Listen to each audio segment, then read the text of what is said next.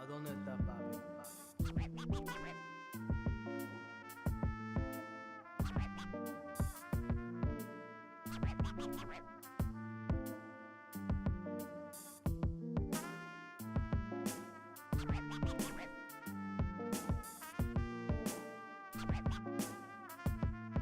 ¿A dónde está papi?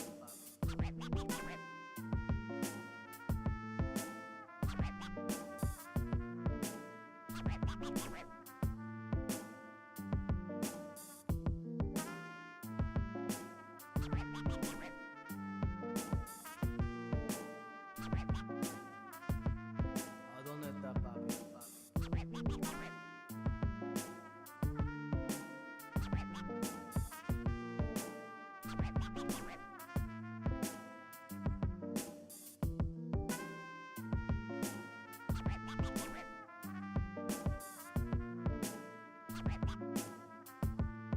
¿A dónde está papi?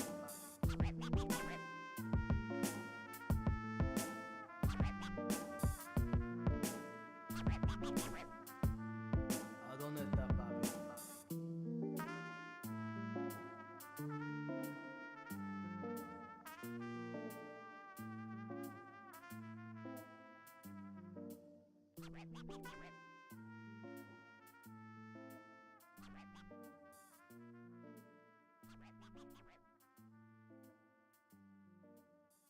¿A dónde está papi?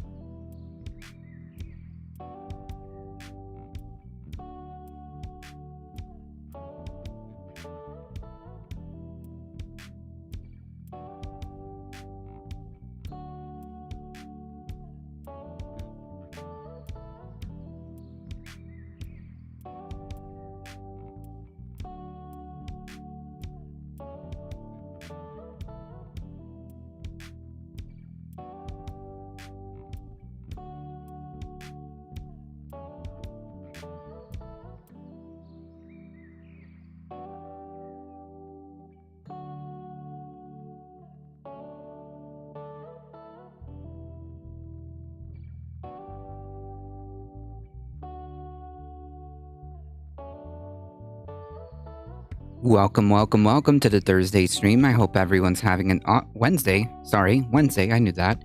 Wednesday stream. I hope everyone's having an awesome Wednesday morning. How's it going, Astro? Boo Man Chewy. How's it going? Non-binary superpowers. How's it going? Howdy, everybody.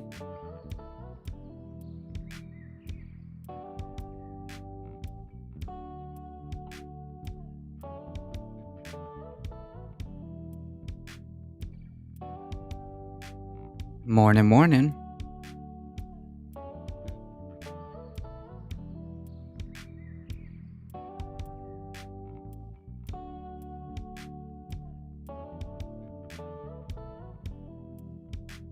I was not able to find my hair tie, so this is what we're gonna have to deal with.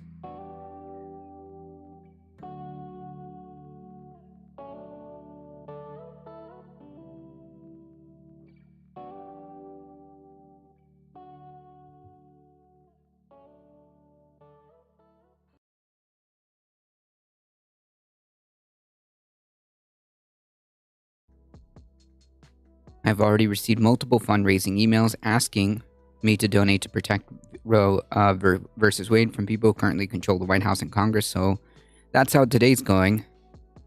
Yikes.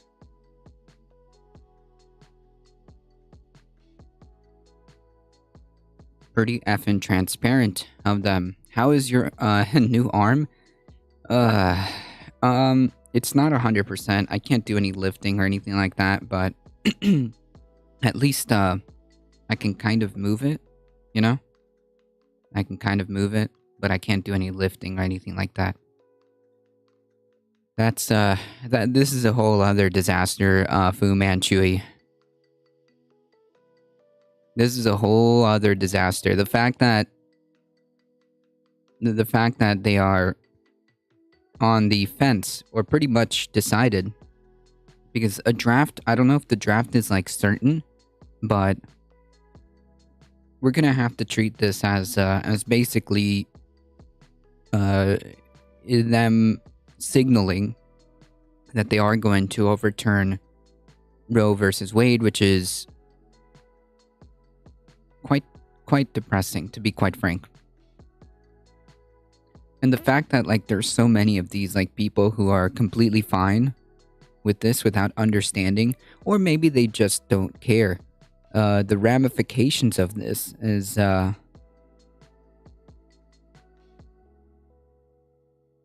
it gets pretty dark pretty quick. The domino effects. The domino effects of eliminating Roe versus Wade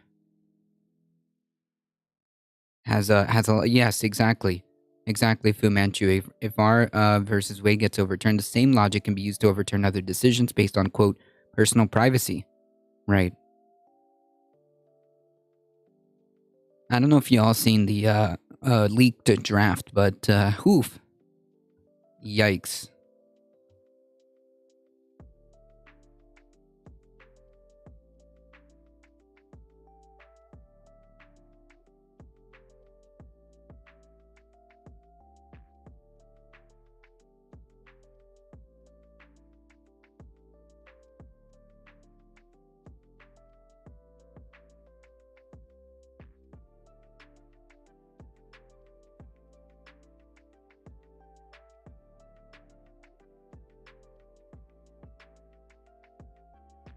And when that happens, whew, oh man, all bets are off.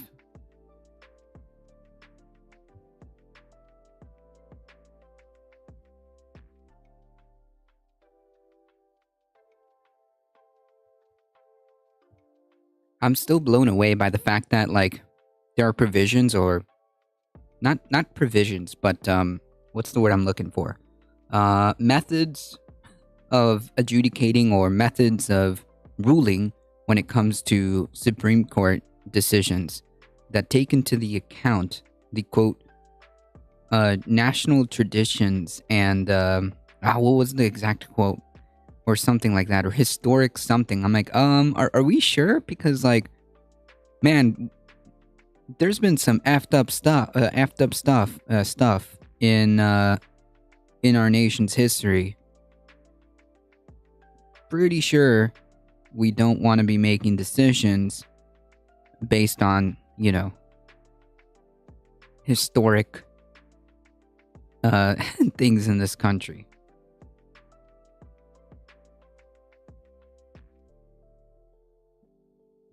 I don't know.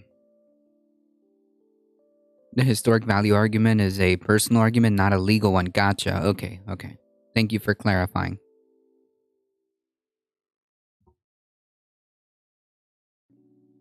It's just all completely backwards. I mean, you've got people coming out of the woodwork now, happy that we're curtailing rights.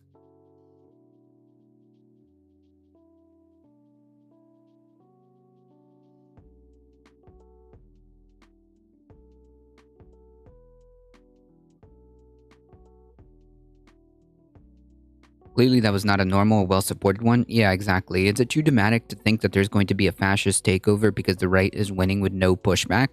I don't know. I think it depends on what happens with the I think it depends on what happens with the 2024 presidential election, because I'm almost certain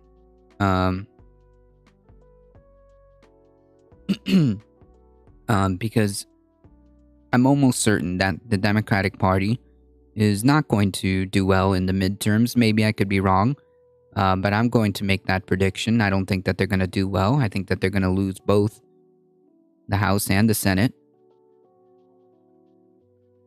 And then if they win the presidency, especially with the ethically dubious shenanigans that they've tried to push, I don't know. I've seen some people claim that repealing Roe versus Wade is the compromise instead of the more extreme positions they want. Wait, Roe versus Wade was the compromise. They want to eliminate that. So no, I fully reject that characterization of their argument.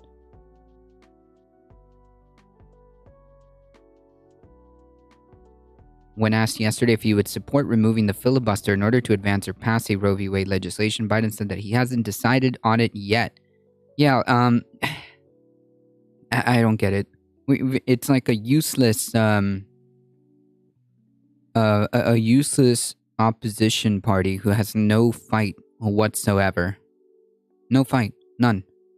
None whatsoever. You best believe that when the Republican Party gets into power, you best believe that they will have no quarrels, no ethical quarrels, carving out exclusions for themselves when for the filibuster, outright eliminating it if it benefits them. They don't care. I don't understand. Like, they want to end Roe versus Wade, ban birth control, ban cohabitation, and ban non-hetero marriage. Yeah. I saw this was on a local level.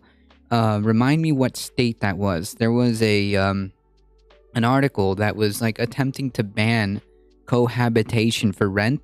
So then exactly how is one supposed to afford rent when the majority of people have to live with a roommate, partner, whatnot, and both have to be full-time working adults, working full-time jobs, 40 hours or more a week to even be able to sustain themselves. I mean, we are two working, full-time working adults, and it's just enough to squeak on by. Like, it's perfect. It's just enough. And that's two full-time working adults, 40 hours plus. Like, they want to end? Yes, exactly. Tennessee, thank you, Fu Manchu. They want to make more people miserable. It's the right-wing way. True. How's it going? Spread it forward. It's just beyond me how wild. We're returning back to the Dark Ages. We're going back to the Dark Ages. It's actually dystopic to think about.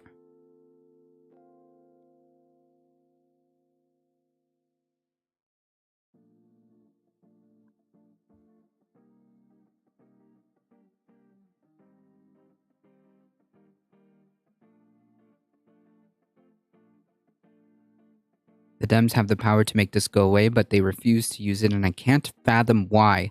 I understand that it might be a little bit more complicated, as things are, but the point being is, they've got to do what they can, right? I mean, right now, I understand they have a very slim majority, but a majority nonetheless. I've got an inkling that there is something that they can do, or at least present us with some type of game plan that shows, like, look, these are legal. These are our options, right? And here's what we're gonna do, and try to deploy whatever counter strategy, to this in X, Y, or Z, right? But they're not even like doing that. They're not even doing that.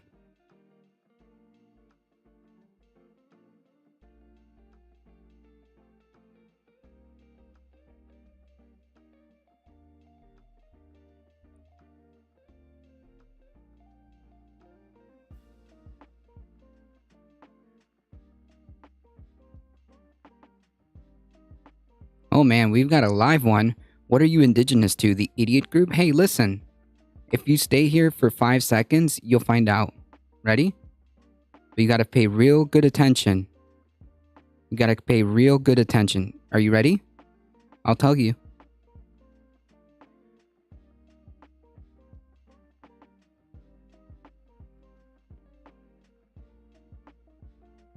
No? Okay.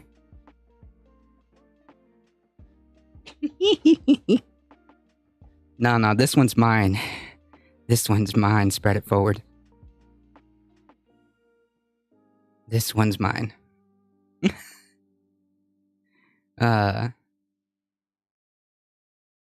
As if trolls have any power here. Lamau. Democrats are Republicans, but they don't just say the N-word and believe gay marriage is a really dark realization. I don't know if it's that far, but the problem is, like, there's no competent organization for opposition at all.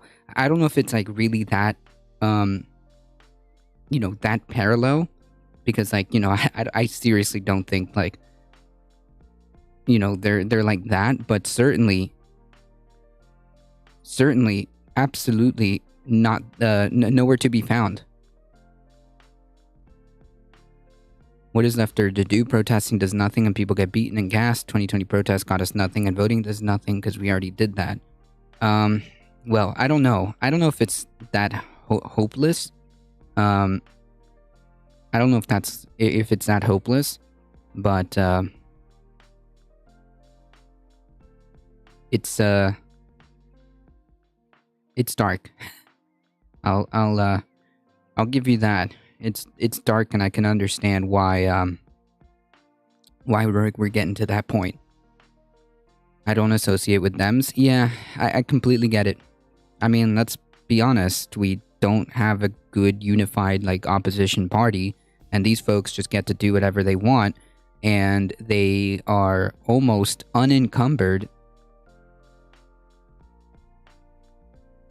Almost.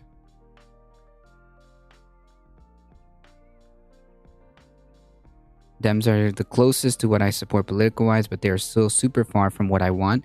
Absolutely. You gotta do what you can. I mean,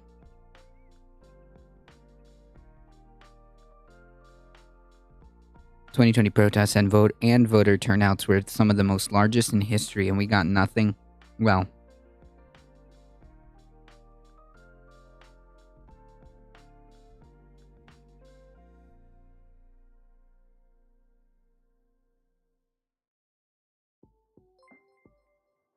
Doctor, here we go, making that mistake again.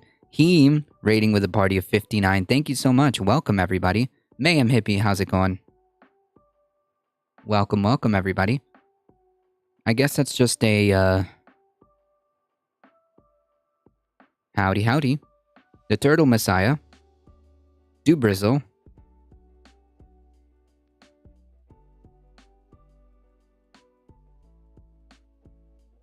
These emotes, I'm telling you. I'm always going to refer to Heem as Dr. Heemed Out. I can never get it right. It's just like first instinct, alright? So anyways, welcome Heemers. If you guys don't know who we are a Difficult Truth. We do the news, we do the politics, Monday through Thursday, 9 a.m. Eastern Time. We do Saturday Catterdays around noon Eastern Time. So make sure you hit that follow button and join us. Thank you so much for bringing your wonderful community over here. Thank you, Heem. Spamming those wild emotes, look at that. Heem Floss. YOLO Bongan. Admiral Bones, thank you for the follow. Appreciate that. Non-binary redeemed a dab, so I'll do that right now. Welcome, welcome, welcome.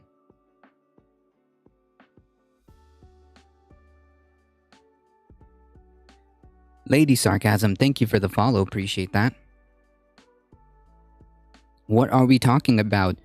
We were just talking about the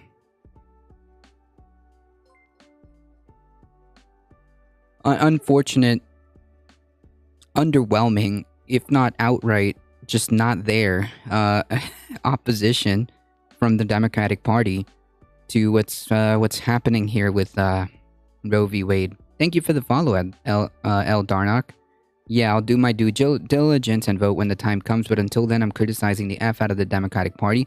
Yeah, I mean, like, listen, at the end of the day, if they're the party in power, then they should be under the microscope, right? They're the ones that are in power.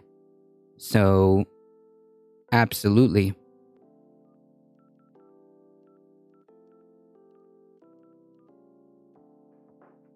Absolutely.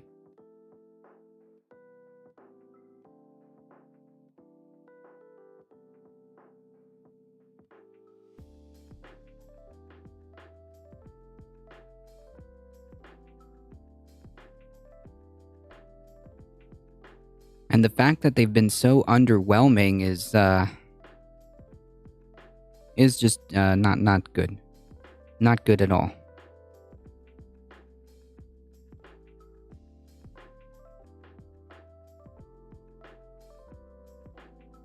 Ah, yes, my favorite content. Rick Live, how's it going? Mr. Freearm, how does it feel? It doesn't, it's not quite, alright? I can't even extend it. I can't even fully extend it. I can't lift anything, but it's nice to be out of the sling. The Dems need to help us help them. Something to that effect, right? They need to give us something in order for us to want to vote, like, for a party, right? Like, that's how it works, right? Like, I don't understand where the disconnect is. When you have a platform and people vote for you based on that platform, and you can't even, like, get a cohesive response to enacting even some of the platform, what is going to make people want to vote again? You need to give people something to vote for. An example, the conservatives, the Republican Party, are incredibly effective at giving their base what they want, right? Even if it's absolutely nothing, right? Take Florida, right? Take Florida for example. Ron DeSantis has been passing like the most asinine legislation, right? The most gross, asinine, unnecessary legislation, and in some cases, just solving problems that don't even exist, right? Solving problems that don't even exist.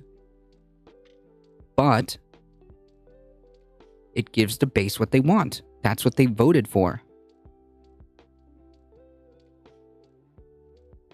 It sure doesn't feel like the Dems are in power when SCOTUS looks the way it does, and Dem senators are virtually yeah. This is one of the times in politics where everyone feels helpless. I get you. Thank you for the follow, Mythos_GG. Mansion and Cinema pretty much killed that super majority. Yeah, but I have a feeling, and I'll concur with, my community. It's not just them, but they are the face of what's the problem here. So Biden. So Biden is head of the Dem Party. He could direct the party to pull funding from people like Cinema and Mansion in order to pressure them to fall in line and push his agenda. He does nothing. The fact that they still expect our vote is effing insulting. Right? That's what I'm saying. Like, you need in order for you to have a viable political strategy, you need to have, you need to have something to vote for, right? Your political strategy can't be centered around the fact that you're not a Republican. You can't have a viable political strategy centered around, I'm not a Republican. That's not good enough, okay? That may have worked.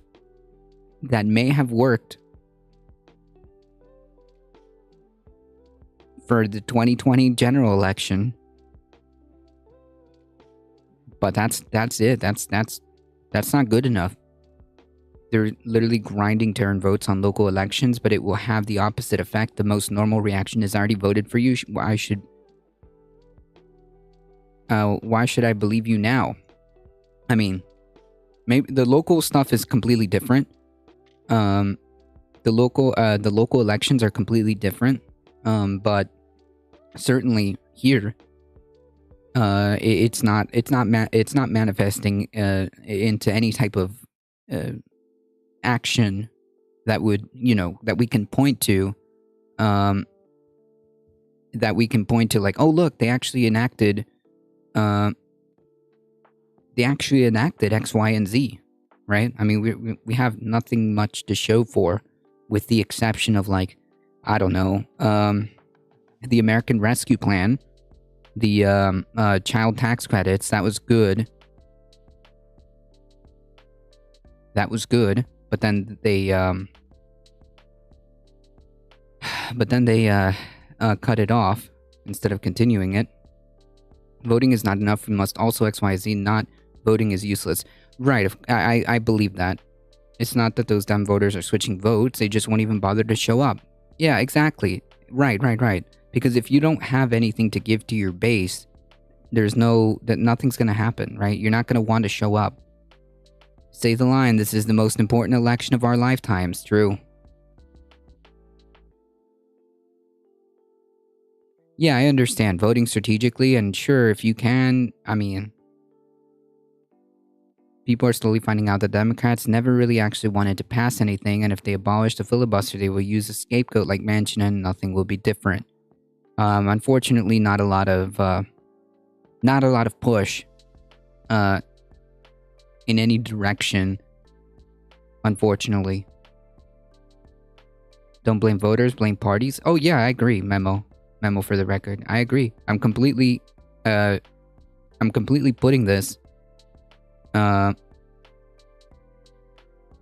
the Democratic Party for not having a good, organized, legitimate opposition plan in place. Nothing. Remember, we voted based on what, the platform was.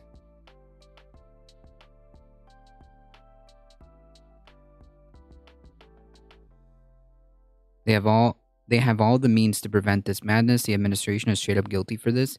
Certainly, they have their blame to shoulder too. As a term we can use, so when we criticize those doing nothing, other Dems that are pushing for progressives aren't lumped in. I don't know. I mean, good luck, Americans. Thanks. I don't know if there's like a separate term that we can use. I've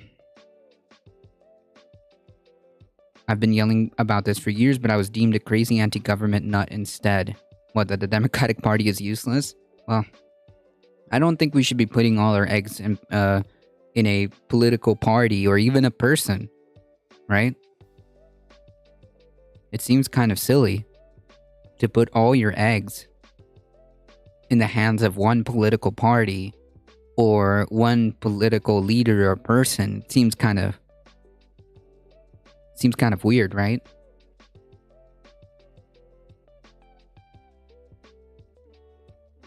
At the end of the day, they're just, they're not gods. So I don't know. I don't know why anyone would put a, complete all their eggs in a party, in the hands of one party or the hands of one political person. I don't know. Seems kind of silly.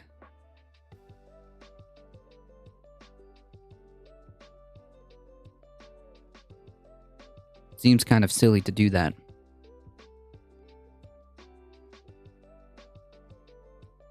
I mean, there are people who do, which is really strange, There are people who do.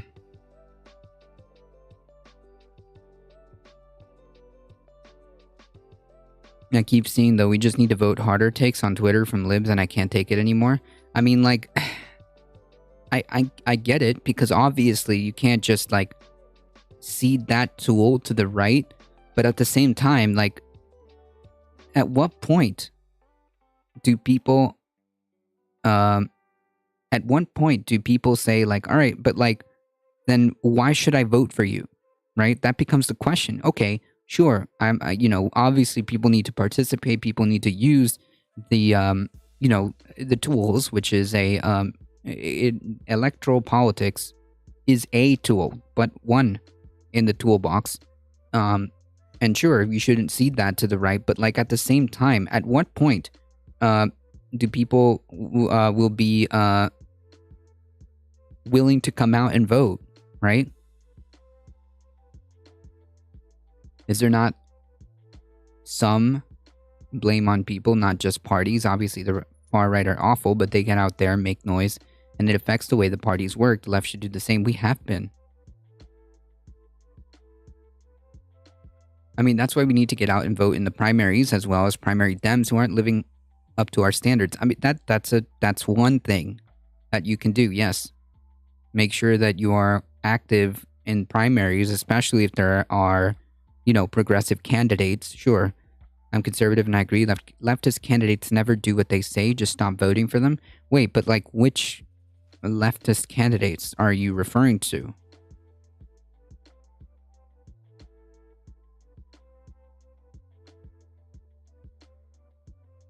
Unfortunately, they have the power of one and can doom an entire agenda and the next to come.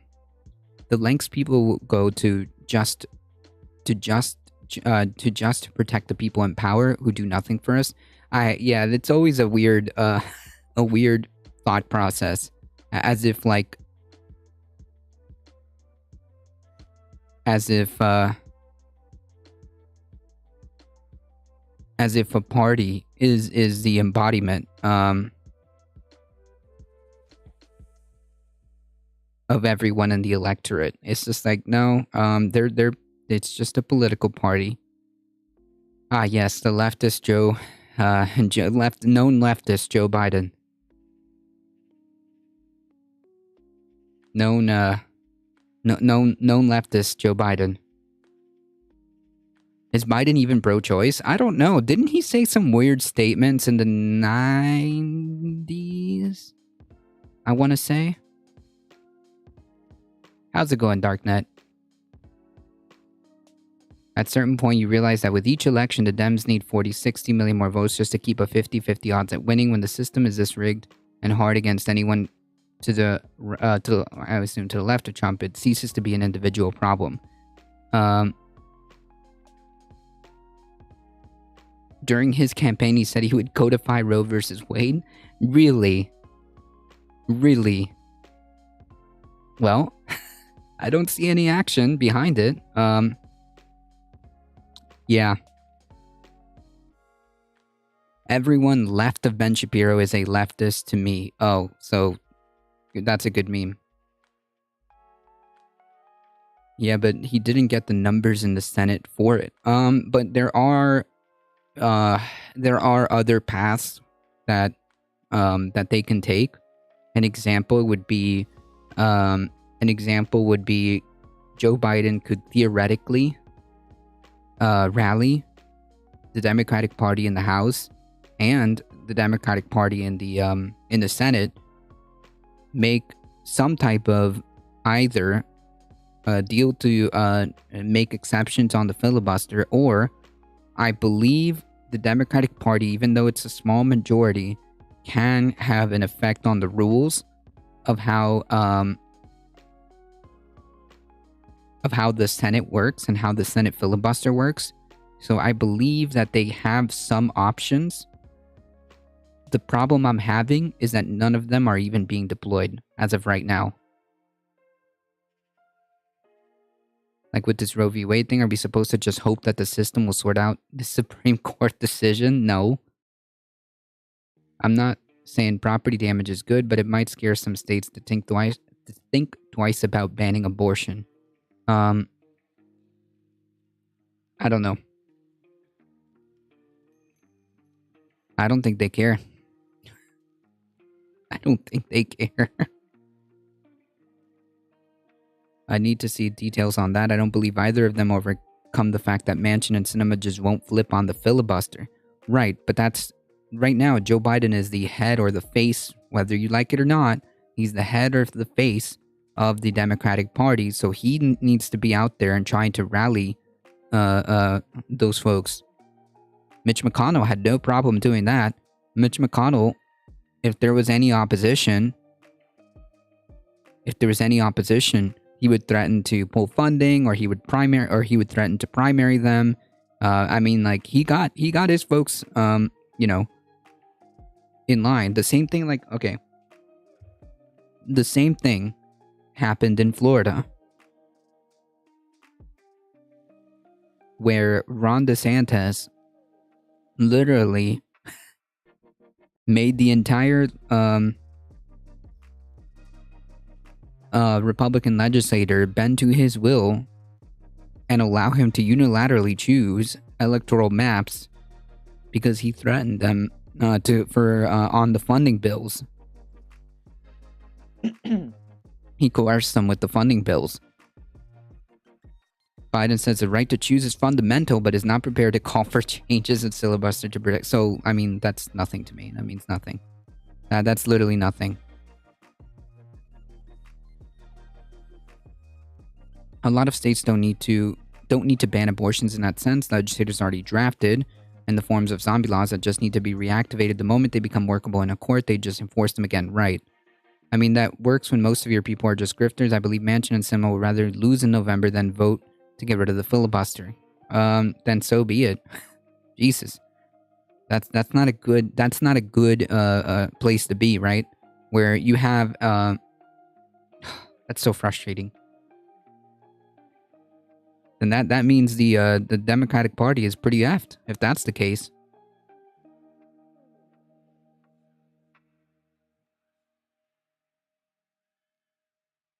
That's not exactly a good position to be in, if that's the case.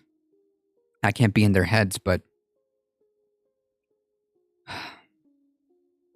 that is just ridiculous. I know it's not a good place to be. That's the reality of the situation. Elections have consequences, like 2016. So either they vote for the filibuster or we get new I don't know about that, Fu Manchu, that's the problem. I don't know. I mean, if there was some kind of, like, candidate that could primary them, sure. Yeah, I would agree. But, like, man, who's gonna successfully primary and win? I think Sinema can be primaried. I think there's an avenue there. The Democrats do so little that they sat around and let us lose our bodily autonomy on a random Monday night. I know. I know people in Arizona are wanting some new people to primary Sinema. Yes, that's exactly Fu Manchu. I think that would be an easier angle. Who knows what's going to happen in November? We just need more pro-choice people voted in. Sure, but this ruling is coming in on June, the end of June. So what, a month? And then Interesting name, but bad senator. True. The problem with politics is that people get into it and are the people we wouldn't want to, and the people we want to be in would never do it. Oh, man. I tend to agree with that statement for the most part. I tend to agree with that statement.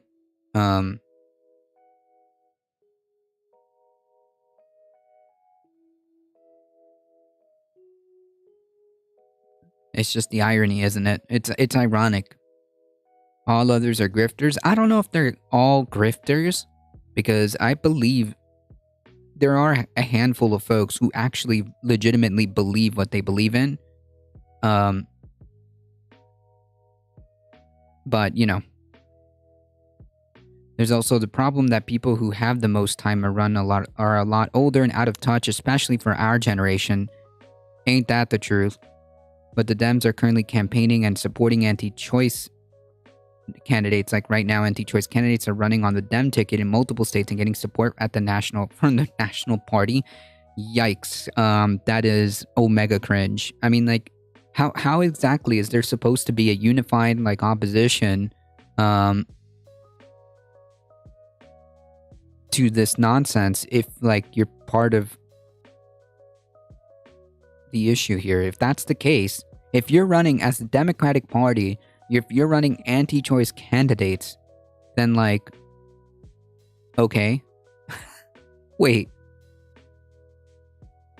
At some point, winning at all cost loses its kind of point, right? Winning at all cost has a limit. Jesus Christ. Politics is the art of looking for trouble, finding it everywhere, diagnosing it incorrectly, and applying the wrong remedies. True.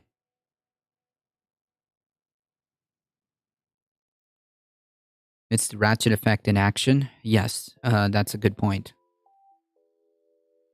It's just so aggravating, to say the least, that, like, we don't have any type of, like, meaningful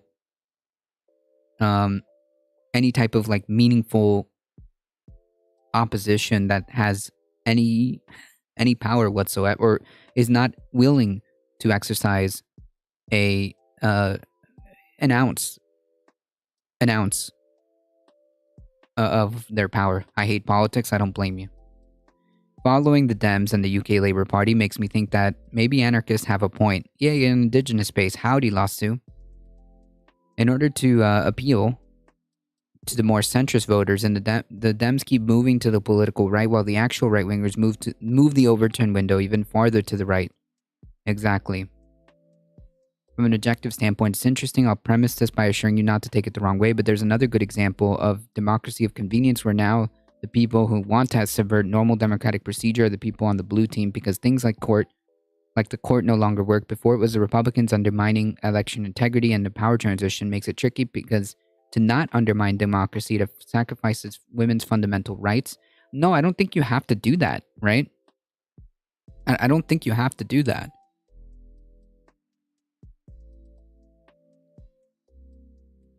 I don't think that you have to do that. But it's just that there's no real, like, palpable unification of the Democratic Party to kind of, like, counteract it, right? I mean, nothing.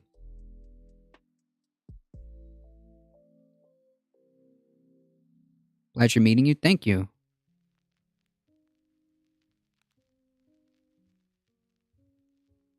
Hola, primo. ¿Cómo estás? I'm hanging in there. Hopefully the GOP gets the butt kicked. I don't see it. If the Dems, independents, and apathetic vote in June of 2022. Right, but you gotta give people something to vote for. That's the problem. Well, we're not producing any reason. I don't see any, like, good, effective political strategies being deployed at all. It's like they're not there. Sleep at the wheel, or they simply just don't care. Yes, the filibuster is a little bit different. I was meaning those who propose expanding the court. Yeah, it is more feasible, I was talking about this yesterday. It's more feasible to actually have, to actually just go through the process, eliminate the filibuster or carve out an exception and vote things into law than having to expand the court necessarily. I don't know. It just seems more feasible to do it that way. But like I said, we don't even have a movement towards that either. Wait, before I leave, did I hear a fellow Latin? Yes, I speak Spanish. Did this go to sleep yesterday? Was it? Yes, it was yesterday, I think, or the day before. Remember when we were close to getting a living wage? They had cinema go out there and stop it and do some theater with their thumb down. They don't even need the filibuster. True. It's not just giving people a reason to vote for Dems. The system itself is rigged in favor of the GOP in regards to gerrymandering and voter suppression. Expanding the court is not undermining democracy either. Yeah, but it's a lot harder. There was times in this country where the court was either bigger or smaller. I can't remember. I think there was one point there was like 13 justices. But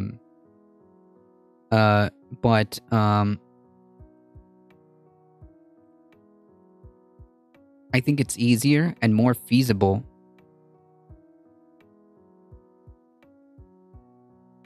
to just codify it into law and fight like the filibuster fight. Waste your political capital on that. It's just that's what I would do. Issues like Roe v. Wade just put differences between state populations in direct view. If you hang around the Deep South for an extended period of time, you'll quickly realize that these views, such as limiting and abolishing abortions, are not fringe. Many of these individuals genuinely believe an abortion is moral, equivalent of killing a baby. Zero distinction between a 1 month out of the womb and a 2-year-old month fetus. What?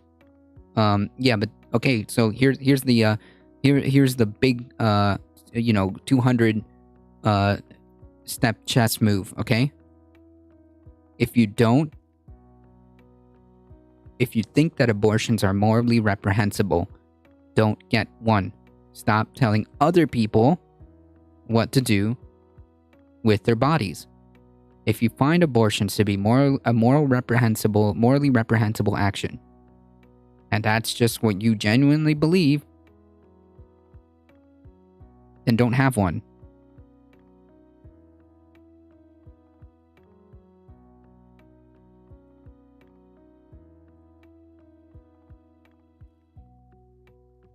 If you think abortions are morally reprehensible, I hope you're vegan. No, not those folks. That's a bad argument for those people, though. It equates them as, well, if you don't like murder, don't commit it. No, that's a false equivalency. Because murder actually affects other people.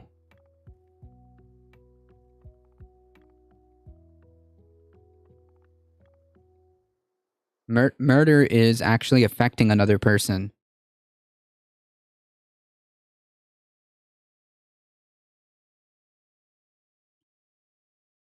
These individuals believe a fetus is other people. They're wrong. They're just flat out wrong. Like even in the by religious texts, they're just wrong.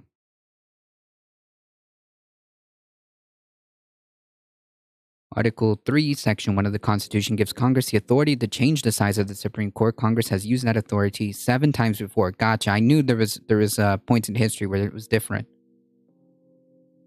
Important to remember that your due date is only an estimate. Most babies are born between 38 and 42 weeks, the first day of their mom's LMP, and only a small percentage of women actually deliver on their due date. Another common term you'll hear throughout your pregnancy is trimester. Right. Yep. Some quality education would go a long way in the South. True. Ain't that the truth? Yep. Anyways. That's what we were talking about. Okay. We've got, can we have some at the North? Everybody should have quality education, alright? That's like a universal thing. The argument I would present is the people who are anti-abortion better be also anti-masturbation, because you gotta think of the poor underdeveloped cells. Yeah.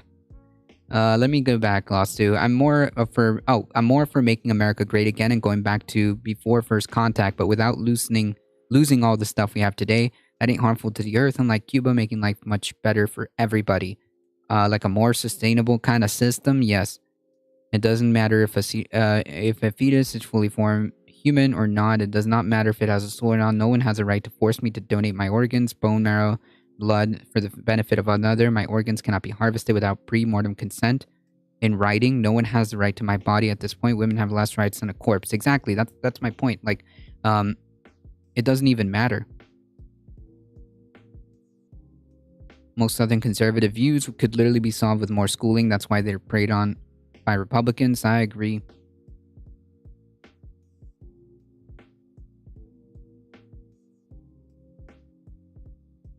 They're in anti-contraception and pulling out. Sheesh.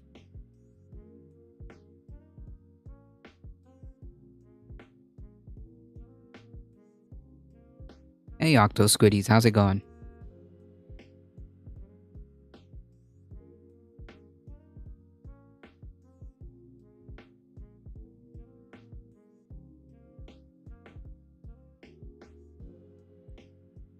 Y'all need to be a whole lot more aggro at right-leaning people in your life. Is it true, though, that some of the most educated people are Republicans and have these views? I don't think gets education in a lot of cases. I don't know. I don't know. There are highly educated right-leaning people, but that doesn't... Yeah, but I don't know if that's like the overwhelming factor here. I think it's... I think Mythos just hit it. I think it's religious fundamentalism. It's a value and ideology mostly shaped by being informed, so making someone more informed won't really do anything. Yeah, it's like religious fundamentalism. I'm pretty sure most academics, as in with PhDs, fall about right-wing Democrats.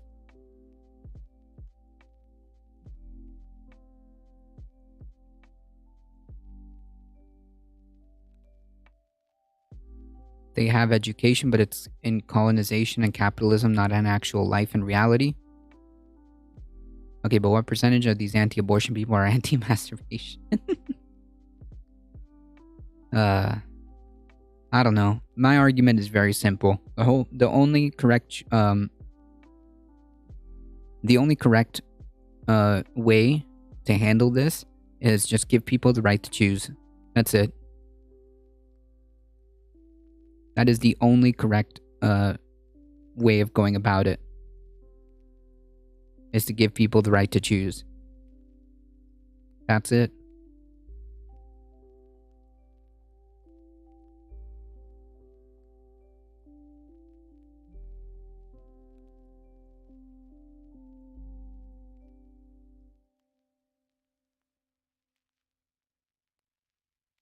Does the unborn baby have a right to choose? Unborn, meaning not a person. That's a good meme. No, that's not a person.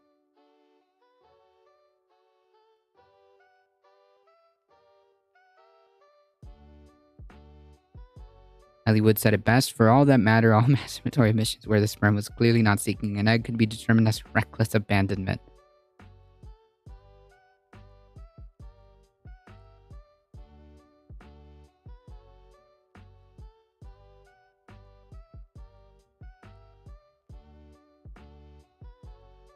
Well, it's a good thing that you're wrong and unborn children would be protected in most states. Nope, you're just wrong.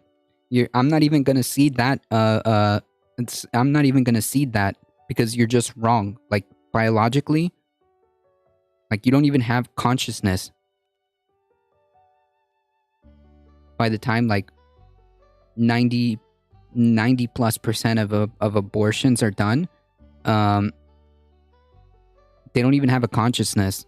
So you're just wrong, like in all sense of the word. The Supreme Court ruled on it? Not yet, but you can argue, but the law is the law, bud. You lose, babies win. You're actually just flat out wrong. Yeah, you're just flat out wrong. You know, that's such a weird argument to come by. The law is the law. You know, slavery used to be legal. It was the law. So I guess you're okay with that, or what?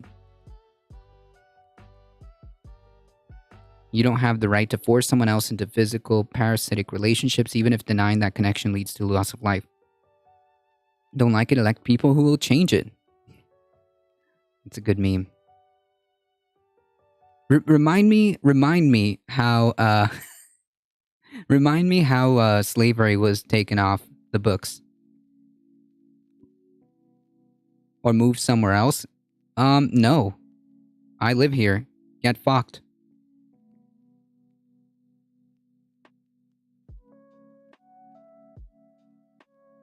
So let me put it this way: I could have had an abortion and considered it with my first child. Dad skipped out within the first year, never paid child support, so it's okay to put a child in financially poor situations rather than let a mother choose if she can care for the child properly. Yeah, these people don't care. Wait, sorry, Primo, but slavery is still here. It's just in the courts and used to implement prison slavery. Okay, so maybe I should rephrase that.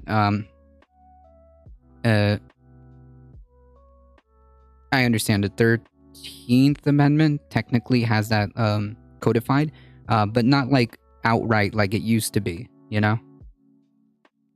Criminality does not equal legality on top of that. True. Things are only criminal if the DA prosecutes. True. Right, these people are only pro-birth. They don't want to provide free prenatal and postnatal care, don't want to provide childcare, living wages, anything like that. Life is sacred. Yeah, as if every single abortion is literally babies. Literally babies. You're a good meme, my friend. The last slave was freed in the 1940s. What? Jesus. You don't give a shit about life. Just saying. You actually don't give a shit about life. But it's a good meme. Should we start passing all that child-related welfare program so that at every forced birth they have to cringe about welfare babies? Yeah. Well, since every hey Yellow King, listen, since every my yacht is getting dusty. Since every life is sacred, or you think that people should be forced to give birth, are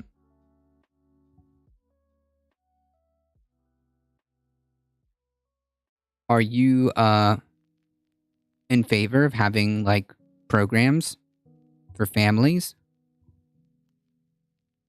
Who is cutting babies' heads with scissors? No one. This is like some weird alternate reality that they live in. I was making a point and then it just completely got off my head. Oh,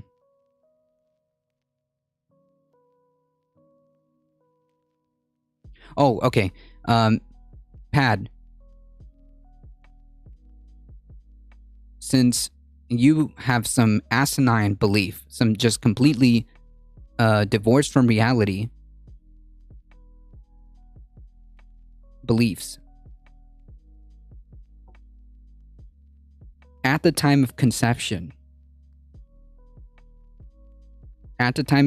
because that's what you believe, right? Despite all evidence to the contrary, but at conception, should then men or partners start paying child support at the time of conception? And in fact, once the person becomes realizes that they're pregnant, then they have to retroactively pay child support from the time of perceived conception, right? Would that be okay? Making the men pay child support immediately as soon as they find out that they're pregnant. They can't do the abortion, so they have to go back.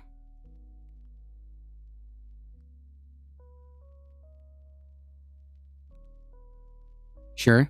Do you believe also that men should be forced to have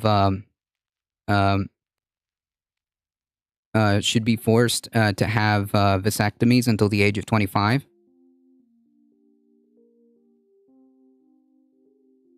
What about, should we be charging men with capital punishment because they're knowingly killing a potential baby?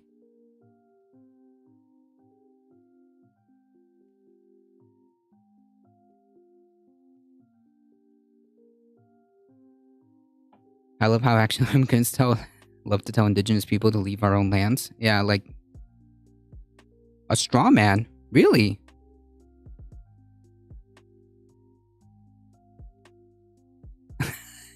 That's a good meme. Listen, buddy, nice try, but I don't think you're not even capable of handling this conversation. I don't think you're actually capable of having this conversation. Nice try though. It's if conservatives actually want less abortions, that they would focus on why they happen, not their own religion. Yeah, but they don't actually care what that means. They don't actually care about about that. Men can impregnate and cause 100 women to become pregnant, while one woman can have a full-term pregnancy once a year. This person has no brains. Oh yeah, I know, Ghostly. I know. They're not they're not capable of handling this conversation. I just noticed that. It's okay.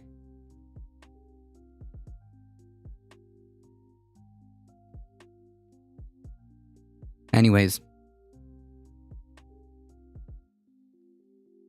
no federal abortion protections is equivalent to forced vasectomies. It's literally the same concept. So just in case, for the chat, just in case, my underlying argument is bodily autonomy, right? That's it. My underlying argument and my underlying point above, that's underneath all that, and why I made that point, or why I made that analogy, is to highlight bodily autonomy.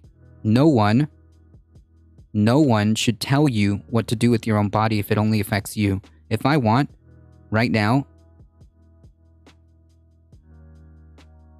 if I wanted to, I could get 10 tattoos because it only affects me. I could get 10,000 tattoos. If I wanted to right now, I could tattoo my entire body from head to toe. Because it's my body. You had the autonomy to choose to have whether sex or not. That was the opportunity to choose. Damn. So by that logic, damn, I don't know, dude. Maybe you shouldn't, next time you get into an accident, because, you know, that's how it is. Maybe they should deny you care, because you had the autonomy to choose of whether or not you drove that day. And damn, that sucks to suck, buddy. I hope that the next time you have an accident, you have you look inside and not seek care, because you had the autonomy to choose and not get in that car.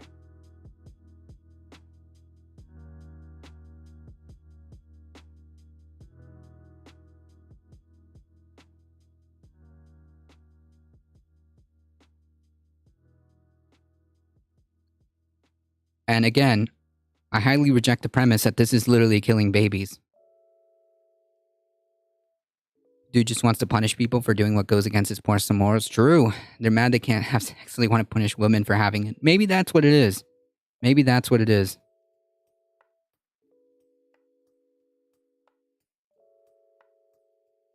Why is it only okay to make laws governing women when it takes two to get pregnant? It's unconstitutional, bottom line. Not yet, it isn't.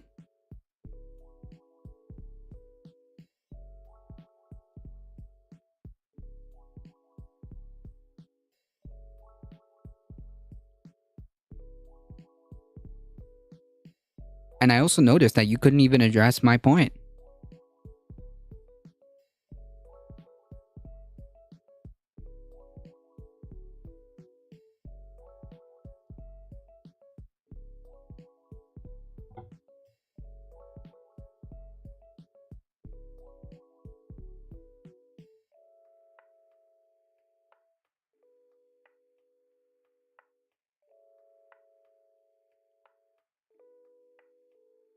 TLDR is a part of liberty, a part of freedom, a part of having self-determination, is having the ability to choose what you want to do with your own body.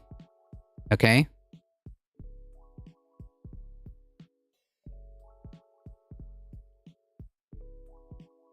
Period. End of story. How's that cute animal video coming? What? Oh, we got a cute animal video redemption. Okay. Trying to figure out why my message was auto-modded. What? I don't see it.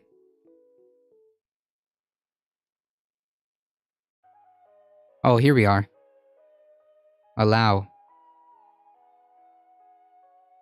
Oh, no, wait. That wasn't it. Where is it? Aha.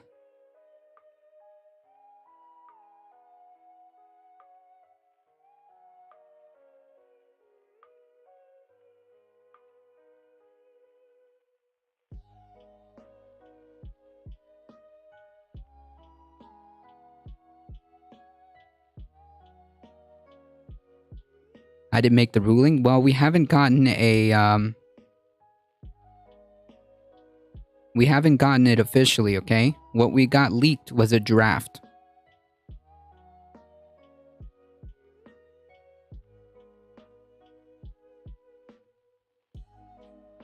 Right.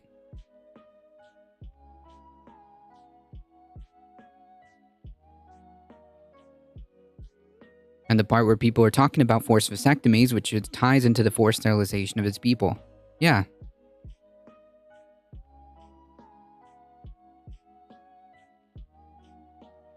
Yeah, there was there's a moment of interconnectedness of why Lost 2 brought that up. Maybe you should pay attention. Sorry, but the argument always hits a nerve. It's only okay to make laws governing half the equation to making babies. And the other half, now get out of here with your woman-hating butt. True.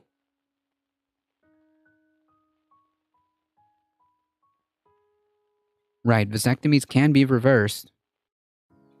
My whole argument of why I was making the point of making laws then, what's good for the goose is good for the gander, of why then there should be laws forcing men to be to have vasectomies up until the age of 25, right? Is to illustrate the whole point of bodily autonomy. That's the end argument.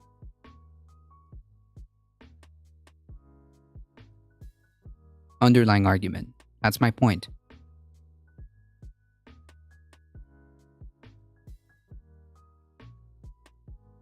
Forced vasectomy against any man is not cool. I think you're just talking past each other.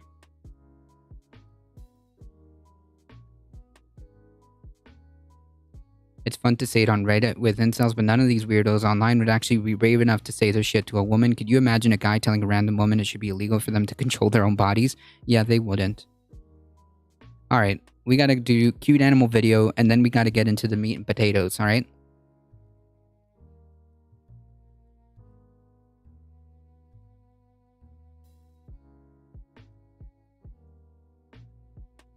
Uy, dile, nos vemos más tarde. La detiene la...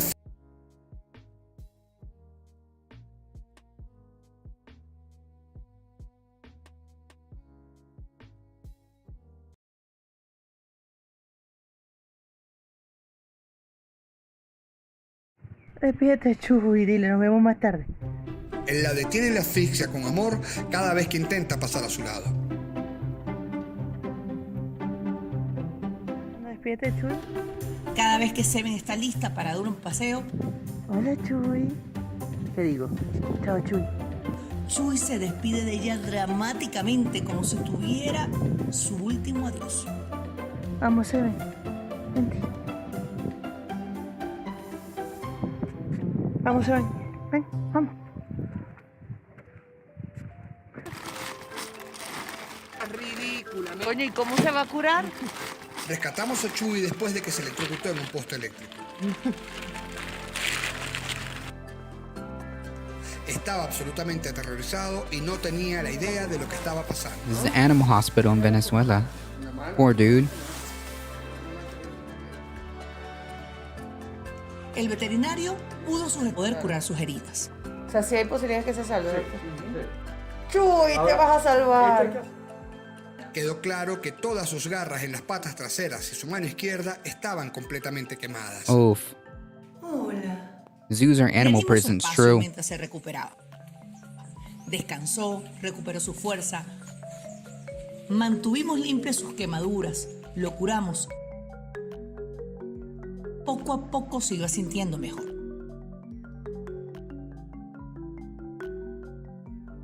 Finalmente se sintió lo suficientemente bien como para dejar que pudiéramos acercarnos.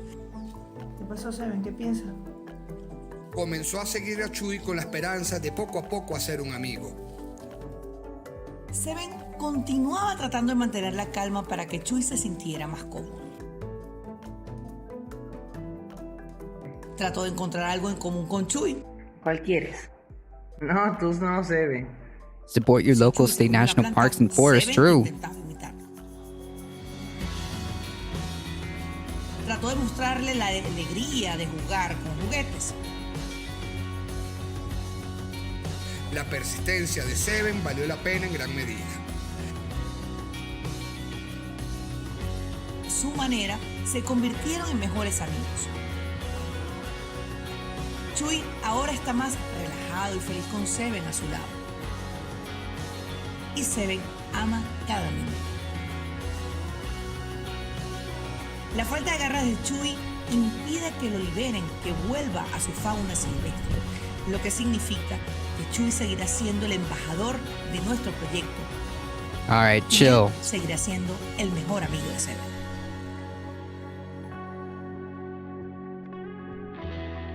That is too cute.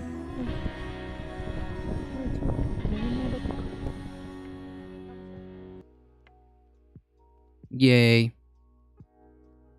Sloths are awesome. There's a massive sloth sanctuary in Costa Rica.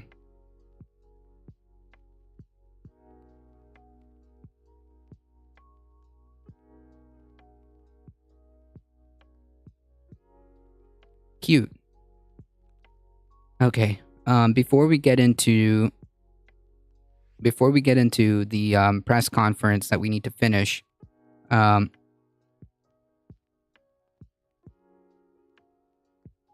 got these links. I think you gave them this here, Mayhem Hippie. You posted it on the Discord. And there is this document.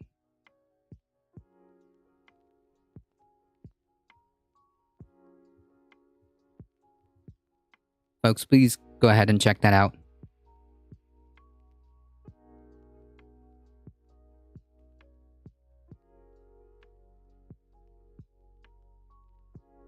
Please share.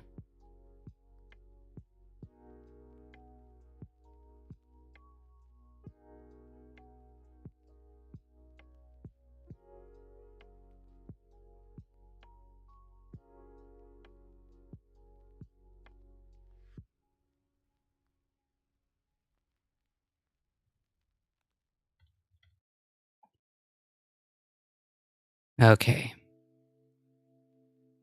We've got about half point, more or less, with the IPCC Working Group 3 report. So here's the press conference. I'll post the link so that for those of you who didn't catch the first part,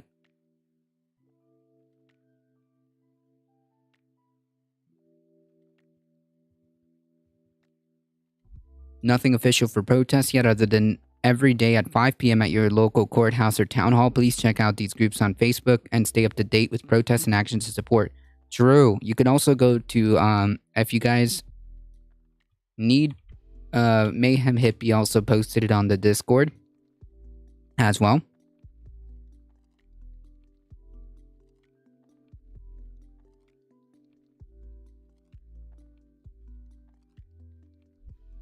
Change is the result of more than a century of unsustainable energy and land use and patterns of sustainable consumption. They can also deliver health benefits from reduced air pollution.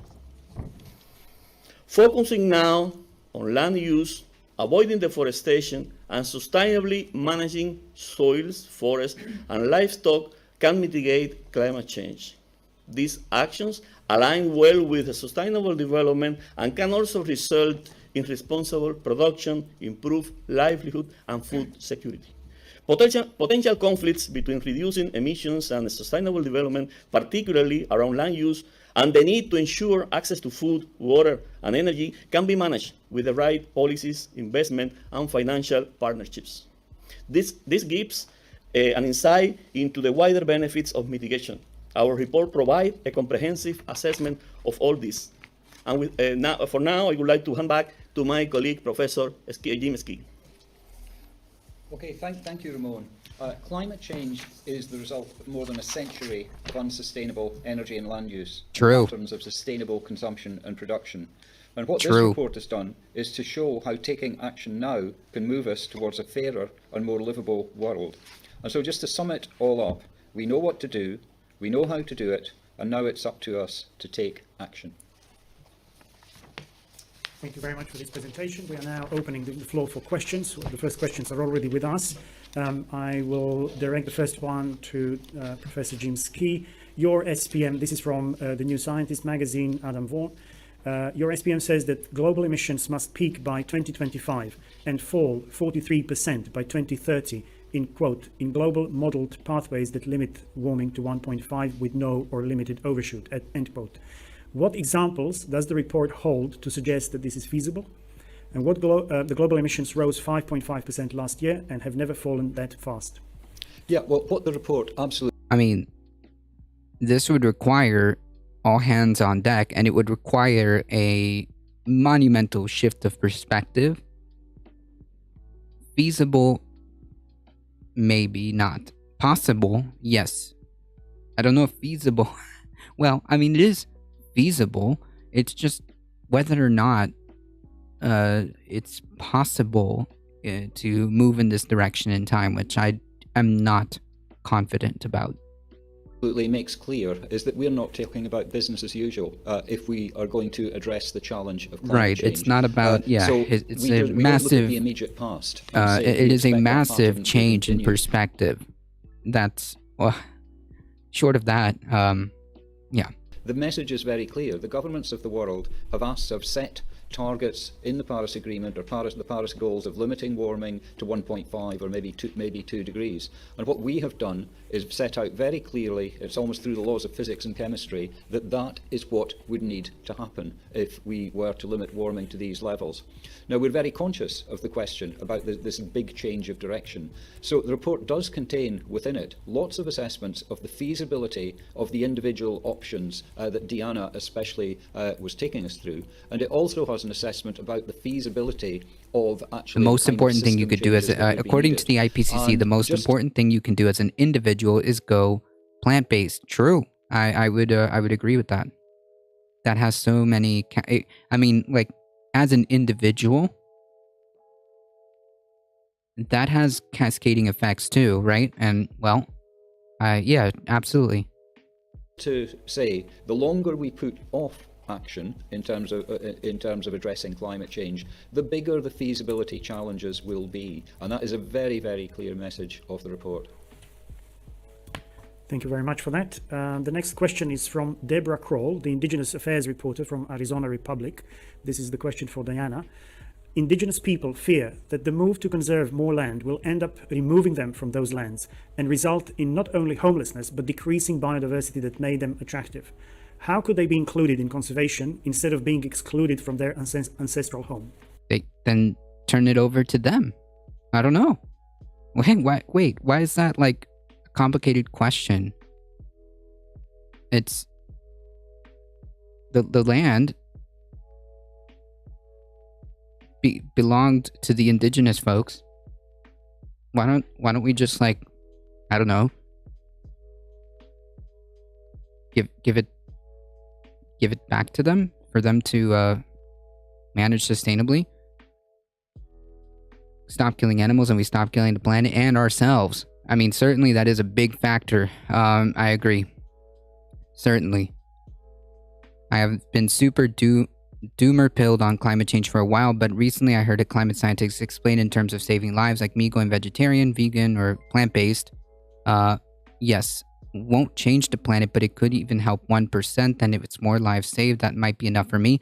Right. As Darknet just mentioned, it is probably the best individual action that you can do. The most important thing that you can do as an individual is to try to do is to go plant-based.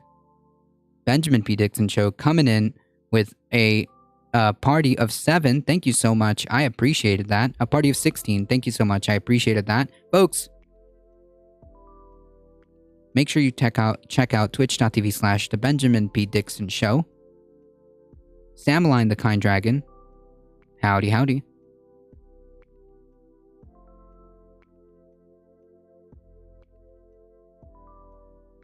I can't resub, but will soon. Thank you so much. No problem. Thank you. I appreciate that.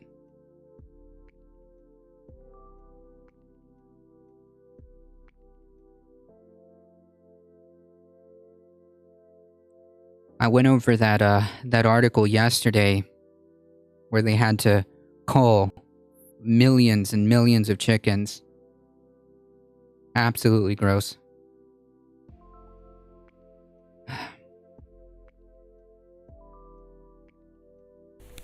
Thank you very much for that question. Actually, there are several aspects of our report that are relevant to this question.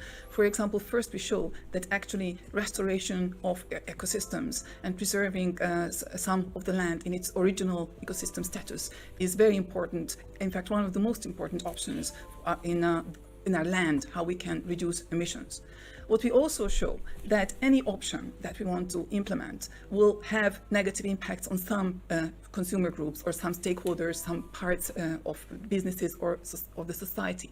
And in order to manage these, the best option is to involve these stakeholders from the beginning of planning these actions. And we especially emphasize indigenous peoples that these are especially important to involve. Also, they can also have special wisdom to us in which we can benefit from when we plan these opportunities. Thank you very much. The next question is from New Hampshire Public Radio.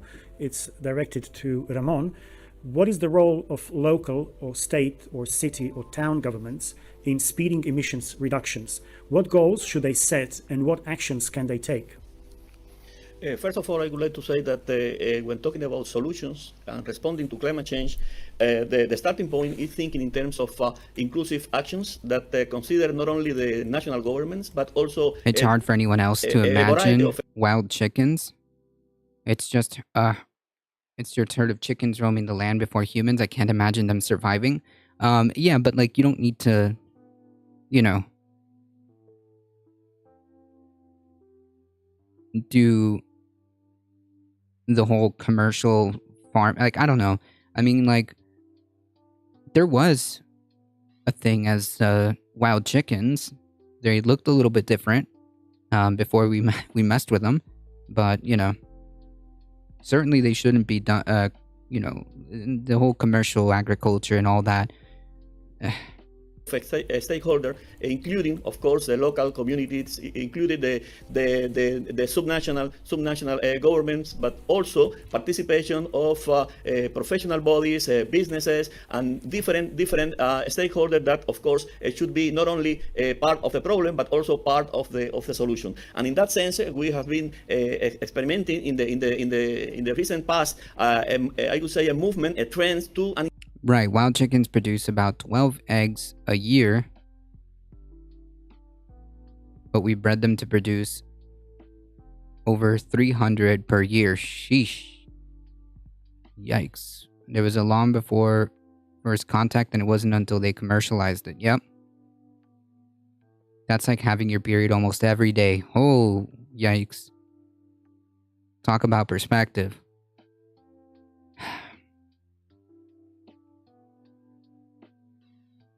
Considerably increase in the participation of the subnational entities and also local community in the context of looking for solutions to climate change. And this has, to certain extent, also encouraged governments to take policies and law associated as part of this whole trend.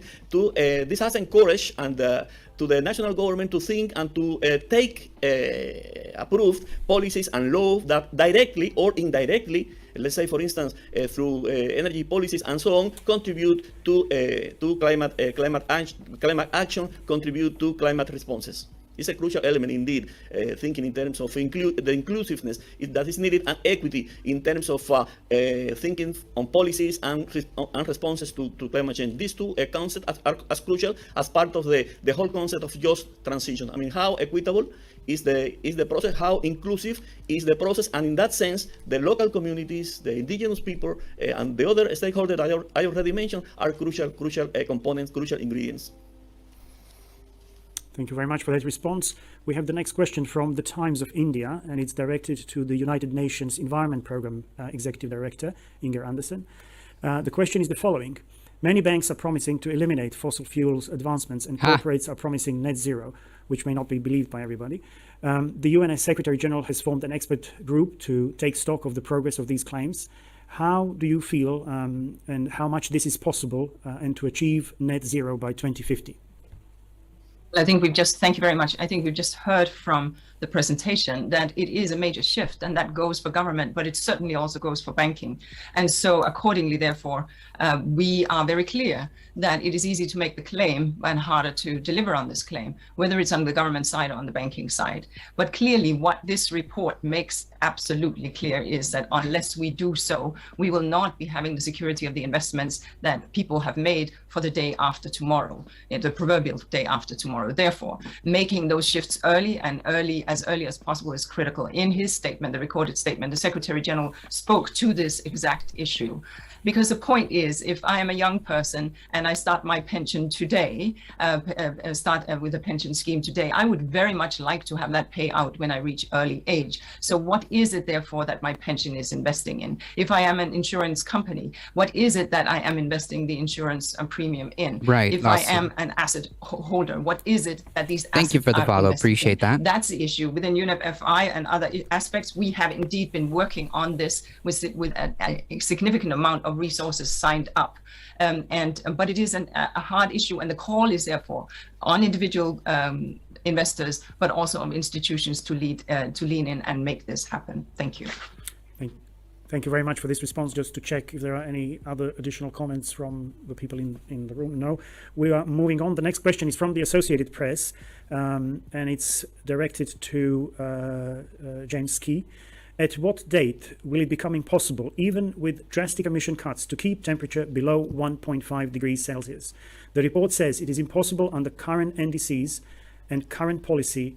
So at what year do we pass the crossroads Dr. Lee mentioned, where no matter what we do, can't prevent hitting 1.8 degrees?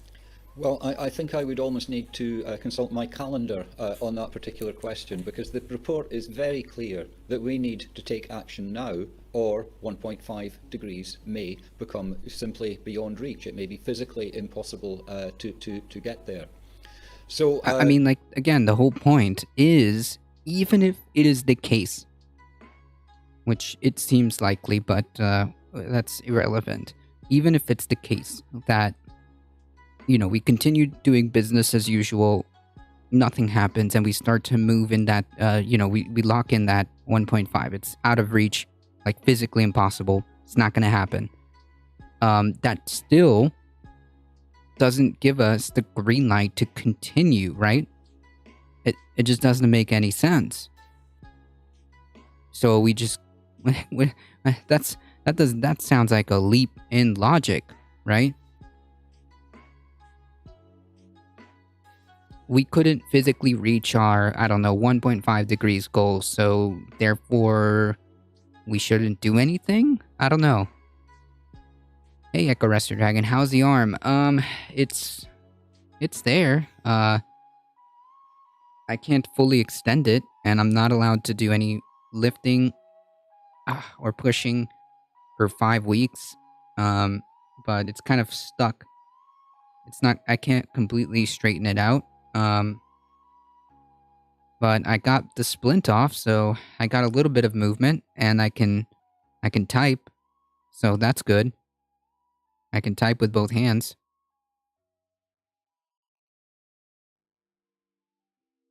You can give them birth control to stop them from laying eggs. Huh. There you go. That's a way of, like, minimizing that. I didn't know that. I thought, well, the more you know. What'd you do this time, Primo? I fell off the back of a U-Haul truck. Yeah. Yeah. And I busted my bone here.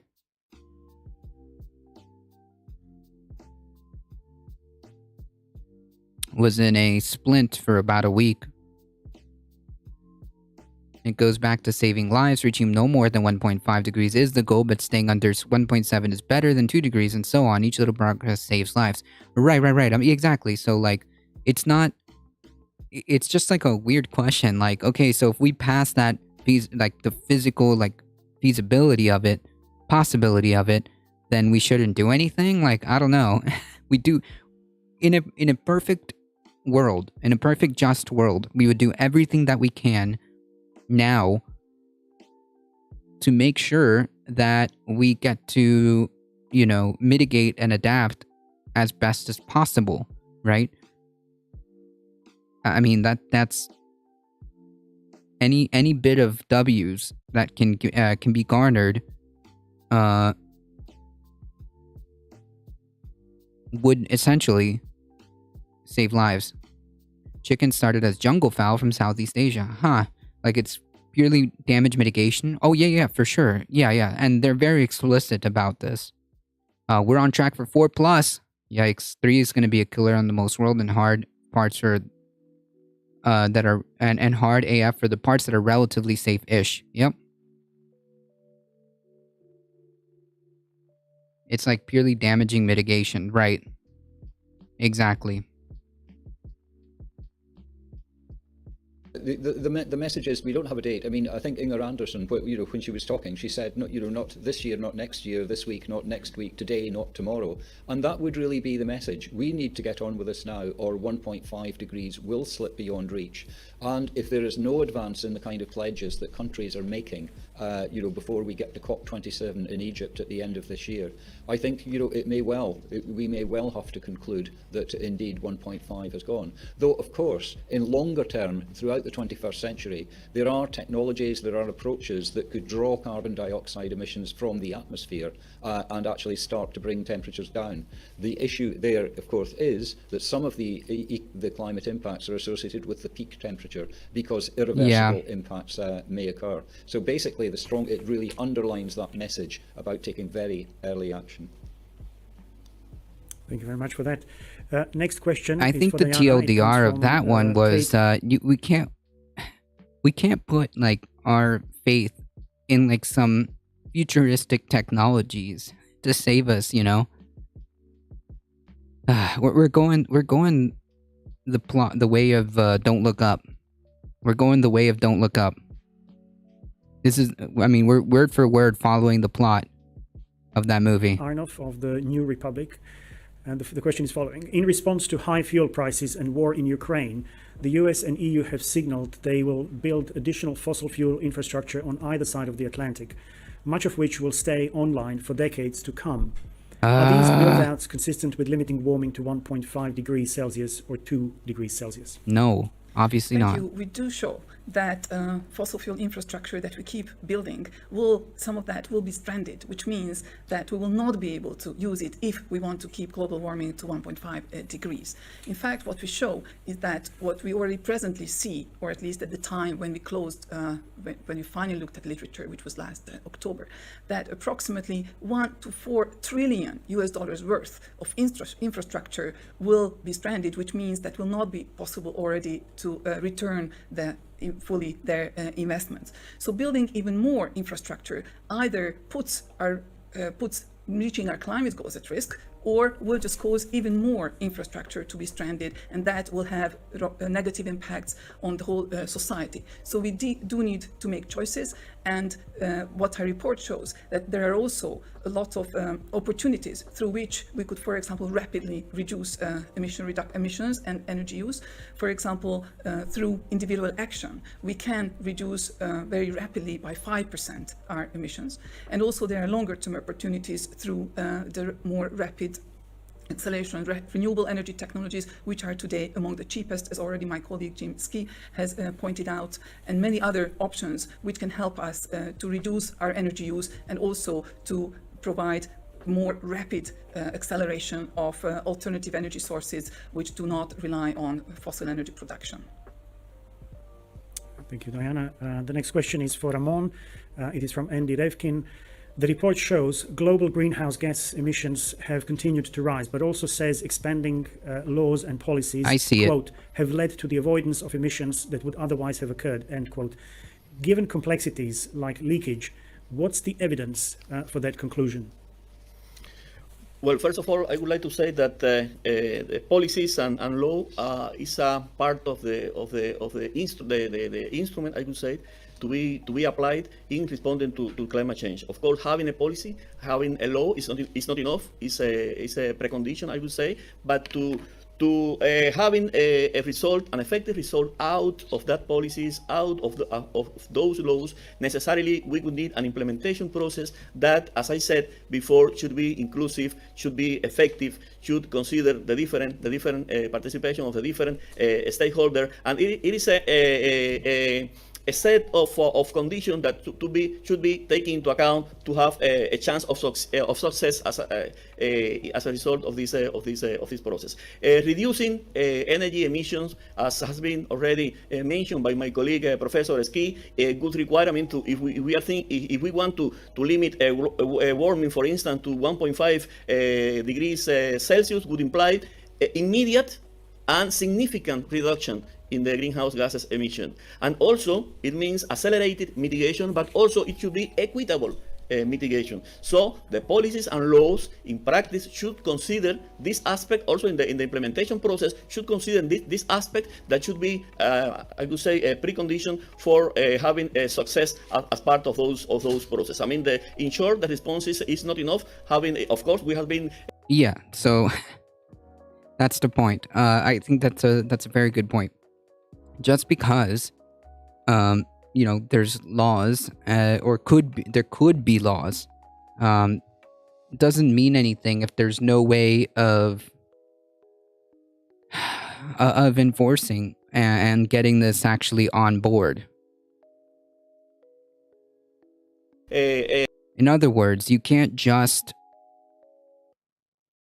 pledge or give empty promises about what you're going to do, or pass meaningless, hollowed out legislation. That's just not good enough. Experimenting in the recent past, as I mentioned in my presentation, there has been a considerable increase in the adoption of policies and law, and this is a positive signal, of course. This is a positive signal in terms of governance, in terms of interest with regard to participating in the solutions or responses to climate change. It's a positive, it's a necessary condition, but it's not a sufficient condition. We need to think also in the part of the implementation, and to the extent that those policies and law are not only adopted but also properly implemented in an equitable way, and an inclusive way, and an immediate sense, as has been mentioned, of course, could be successful. Otherwise, the gaps would remain. Thank you. I believe Professor Ski also wants to add on this question. Yeah, I mean, I think it's a really good question to ask. We can have laws, we can have things written on pieces of paper, but do they actually make a difference on the ground? And does it make a difference to emissions? Now, in fact, the report that we've written does assess literature from quite a number of studies that have tried to address that question very directly. Some of the studies by looking backwards and trying to assess what kind of changes in emissions have occurred, and other studies which kind of look forward and try to predict the effects of policies and regulations that have come into place. It kind of looks like them, doesn't it? Numbers in the report and specific numbers in the summary for policymakers, and some of the estimates lead to a guess that an estimate of about maybe 3.5% of current global emissions. Our emissions would have been 3% higher had these laws and policies not been put in place. And other estimates actually go much higher. They suggest that emissions would have been 10% higher than they currently are if we hadn't had these laws and policies. policies. So, we can lament the fact we are beginning to slow the pace of growth of greenhouse gas emissions. It could have been higher if we had not taken action. And the challenge now is really to step up the pace of that action. We have the tools, we have the regulations, we have the policies. We need to make them gentle, and we need to spread them more widely in order to... I don't know about that. Do we really have the regulations in place? Or policies in place? I don't know.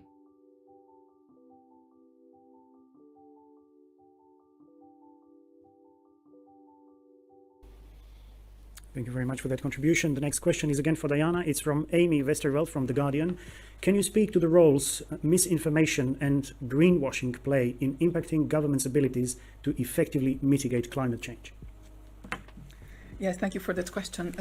We do show that there are many opportunities. We have a book about them, but not in place. Wider Gotcha. opportunities available for both governments as well as businesses to take action, and individuals as well. Nevertheless, we do show that there is a significant implementation gap. So the promises of many cities, governments, businesses have not.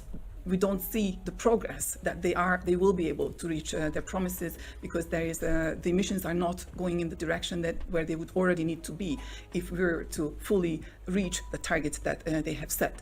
Nevertheless, we also see that there is significantly increased political will, and that will help us in reaching these targets, because, for example, as Jim already showed, there are 18 countries which have already managed to reduce their emissions as in response to their climate change policies. We also see that a very large number of cities have committed to net zero goals. So that means that there is increasing commitment, and when there is increasing commitment, there is also increasing attention to this. We also show that transparency, reporting, monitoring, and verification, these are all key to implementing our ambitious climate goals and ambitious policies, and we will only be able to achieve the full impact of these ambitions if we do implement also these as part of the policies and also different actions that businesses take.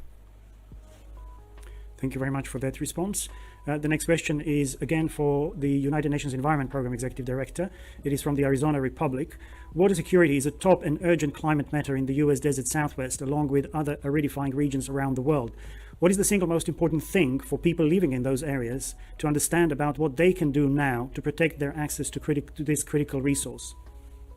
Thank you. I mean, I think it was the second report of this crop of Ipcc reports that signifies that at some point in a year, 50% of the population are likely to be living in scarcity. And so this is absolutely an issue.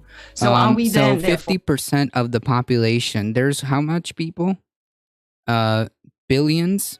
So, yeah.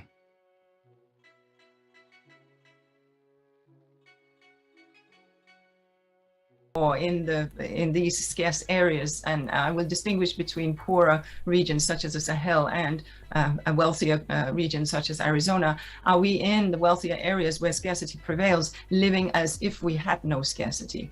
Are we being mindful of the kind of restoration activities, ecosystem restoration activities that we could do that would enhance soil moisture and therefore leave the little rainfall that there may be in the soil, also at the same time making them more fertile?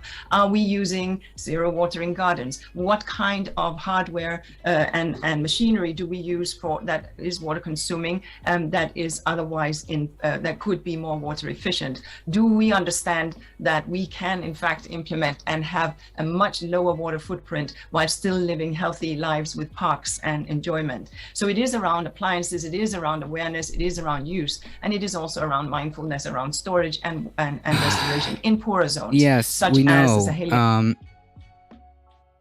We have the knowledge of it. That's the issue.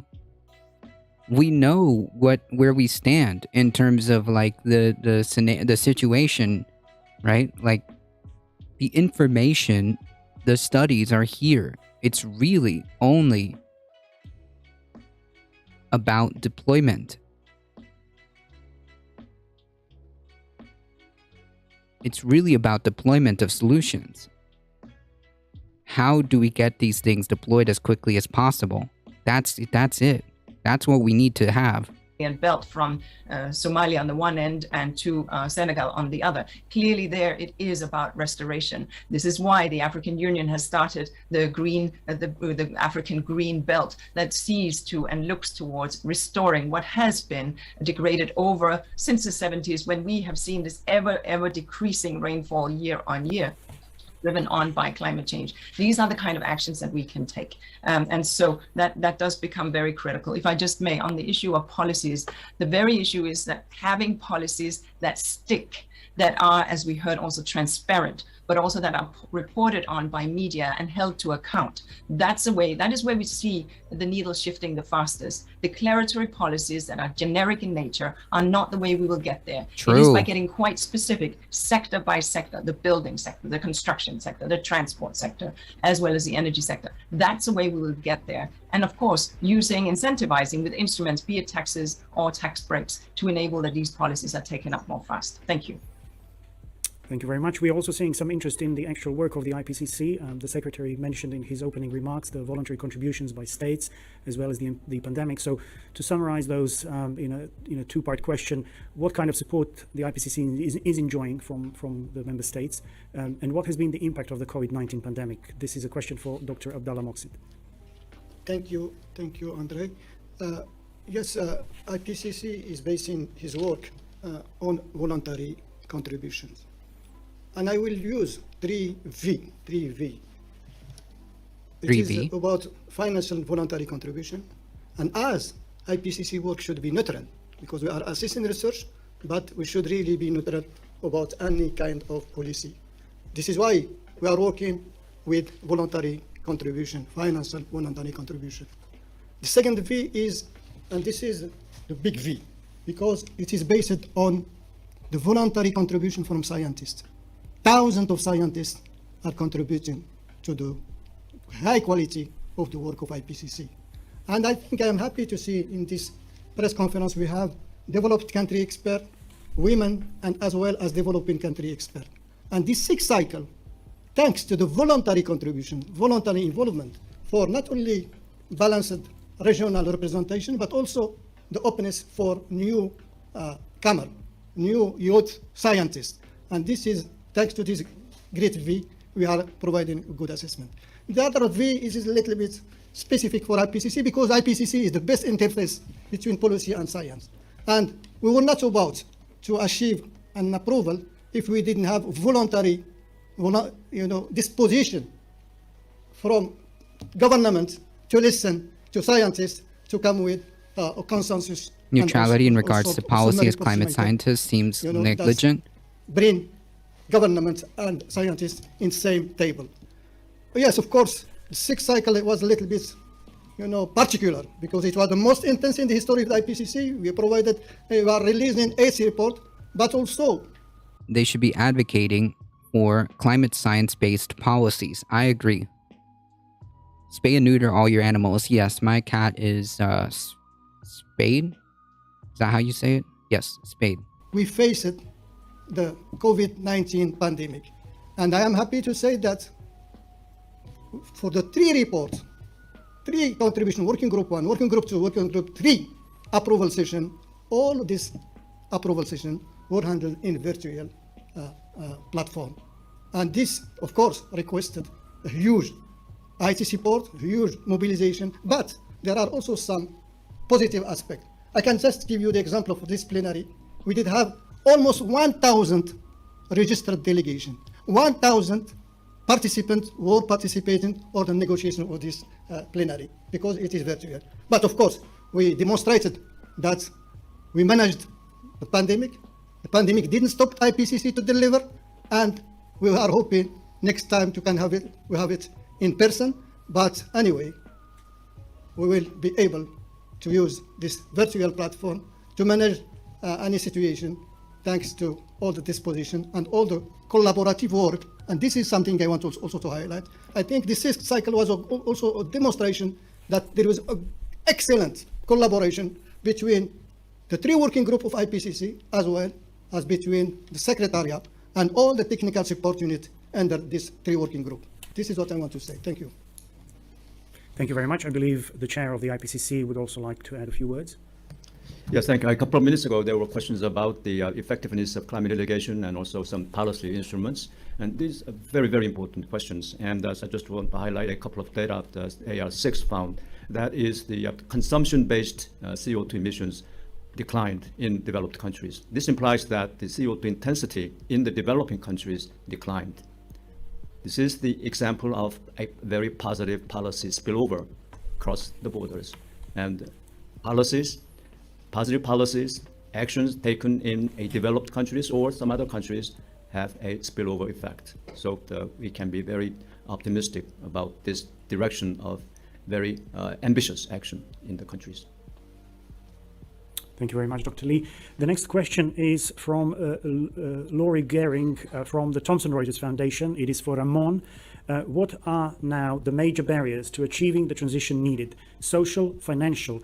What, in simple terms, needs to change to bend a curve that is so far not being bent?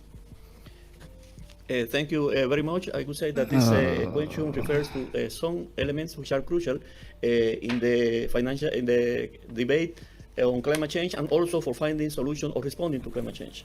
With regard to the social issues, I would like to highlight that this is this sixth assessment report, the contribution of working group 3 to this sixth assessment report of the Ipcc. This is the first time that a whole chapter has been devoted to analyze the demand side and the social aspect of mitigations, including aspects related to the demand side solutions and responses to climate change. And this is an issue, of course, as was mentioned by Diana in her presentation. There is a huge potential for reducing emissions on the demand side, and in that sense, social aspects in terms of changes in behavior and other social elements could contribute to realize this huge potential in terms of the demand side actions on the demand side.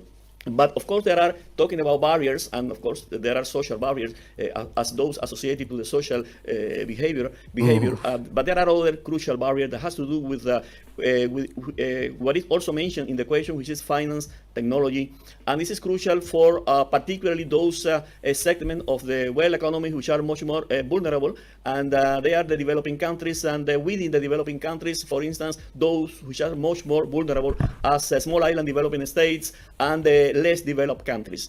Finance, with regard to finance, there is also an extensive assessment of the financial aspect in this contribution of Working Group 3 to the 6th assessment report, and in that sense, it is clear that there is a gap.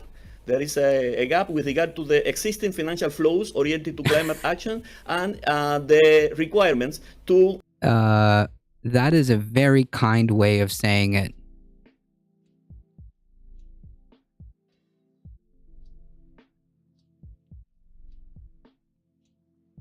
That is a very, very nice way of putting it. I'm gonna go take a nap and hope see y'all. Thank you so much for stopping by.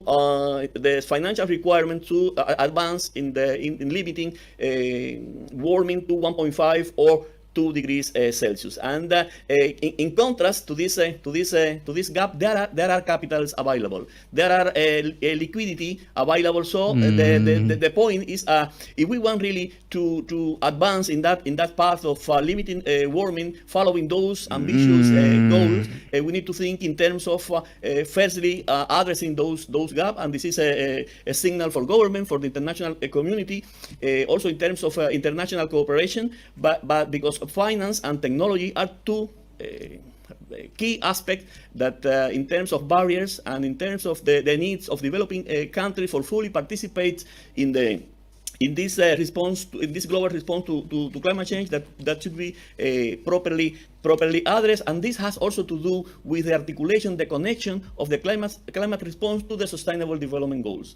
I mean, these are two sides of the same coin, I would say, for progressing, for advancing, and sustain this the accomplishment of those goals. We necessarily need to think in terms of an accelerated response to climate change and accelerated mitigation as part of that response, but this accelerated process should also be equitable, as has been already said, and this is also another issue that need to be properly addressed as part when thinking in terms of barriers for further progress in that sense. With regard to technology development, technology transfer is another aspect that was assessed in this contribution of Working Group 3, and of course this is another area in which much more effort would be needed if we want to advance with this with limiting the warming in those directions, taking into account these two ambitious goals, 1.5 degrees Celsius and 2 degrees Celsius. So in general, I would say that this aspect, when the responses or the potential responses to climate change, particularly in terms of mitigation,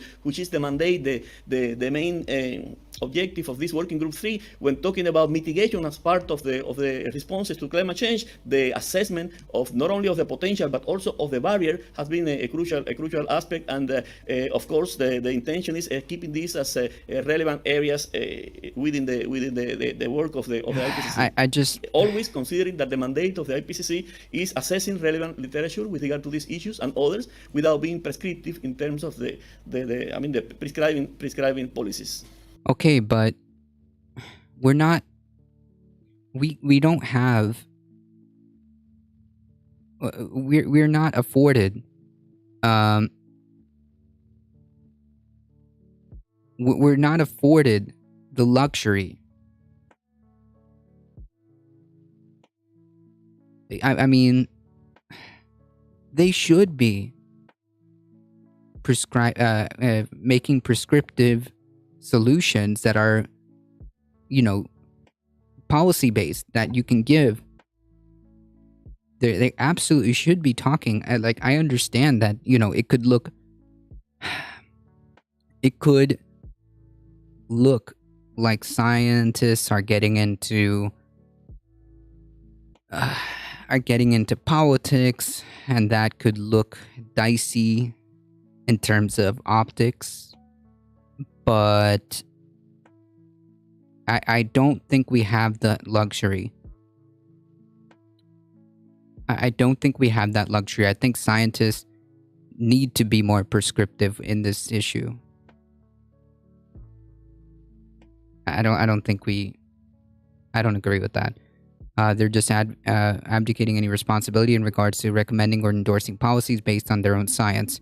Right, this is not the time to kind of wash your hands, That's pretty yikes.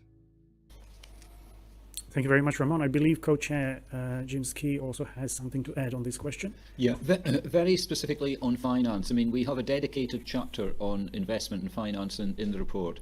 And what it is trying to do is really to explain the issues about how you close that gap and get enough money moving into the kind of mitigation projects that we need.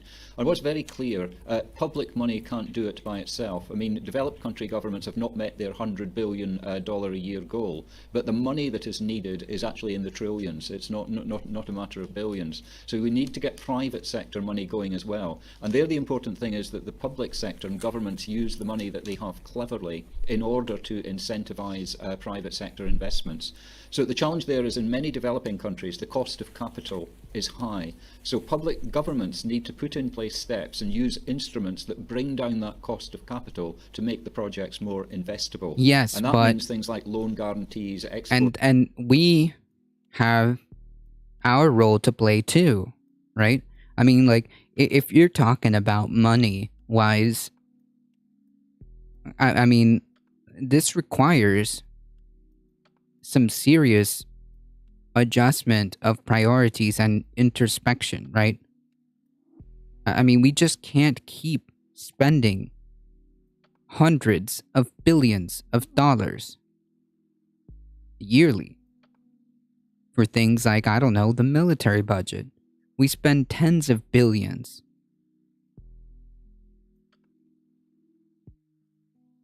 In just unnecessary stuff. Because of the nature because of the nature of the economic systems that we have kind of turned into an ideology.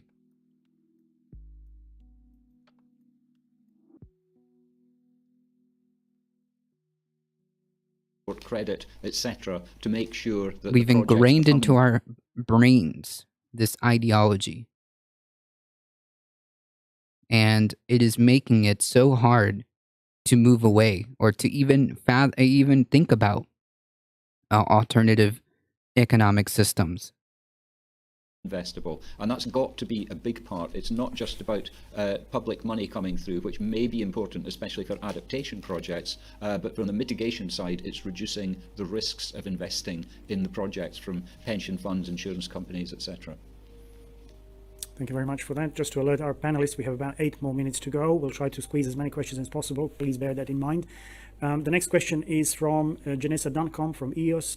It's possibly first for Diana. Perhaps the co-chair might want to also add something to it. Here's the question. Pandemic shutdowns led to the largest annual drop in global energy-related carbon dioxide emissions since World War II and brought broad economic pain.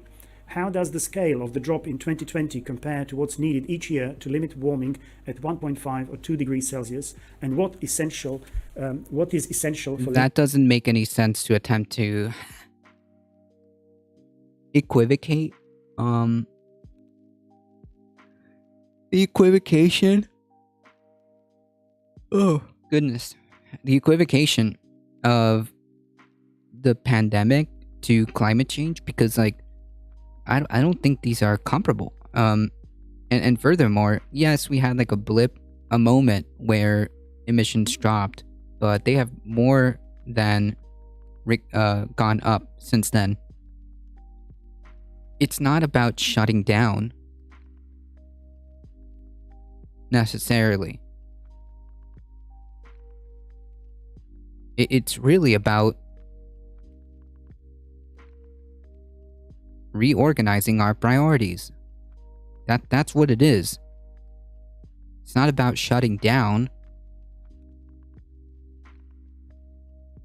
It's just the whole the whole thought process needs to be redone from the ground up. We cannot keep allowing massive corporations to plunder and destroy the environment. We cannot allow the continuation of the degradation of our ecosystems for the sake of another dollar more to shareholders, right? That's just not an acceptable thought. It's just not rational at this point. It doesn't make sense. limiting economic strain? Thank you very much. And that's a very important question because, of course, it emerges in us that if this substantial reduction, this around 5 to 6% reduction, is what is needed each year. Not only that, if you want to talk about financial economic pain, what do you think is more painful? The billions and billions of dollars that happen each time we have a climate catastrophe?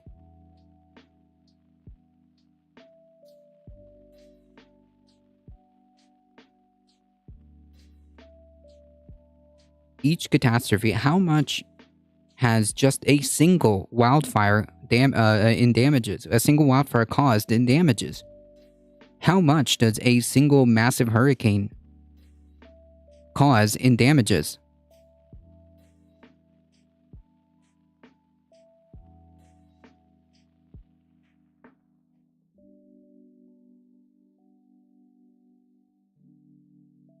The answer is probably billions.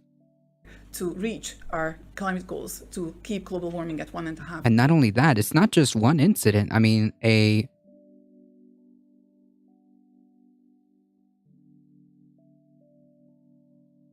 single hurricane season can generate, what? Dozens? No, more than dozens of named storms. And out of those, definitely more than a handful become major storms, right? Of course, now with climate change, I'm sure it'll be more major storms. What about the frequency and frequency and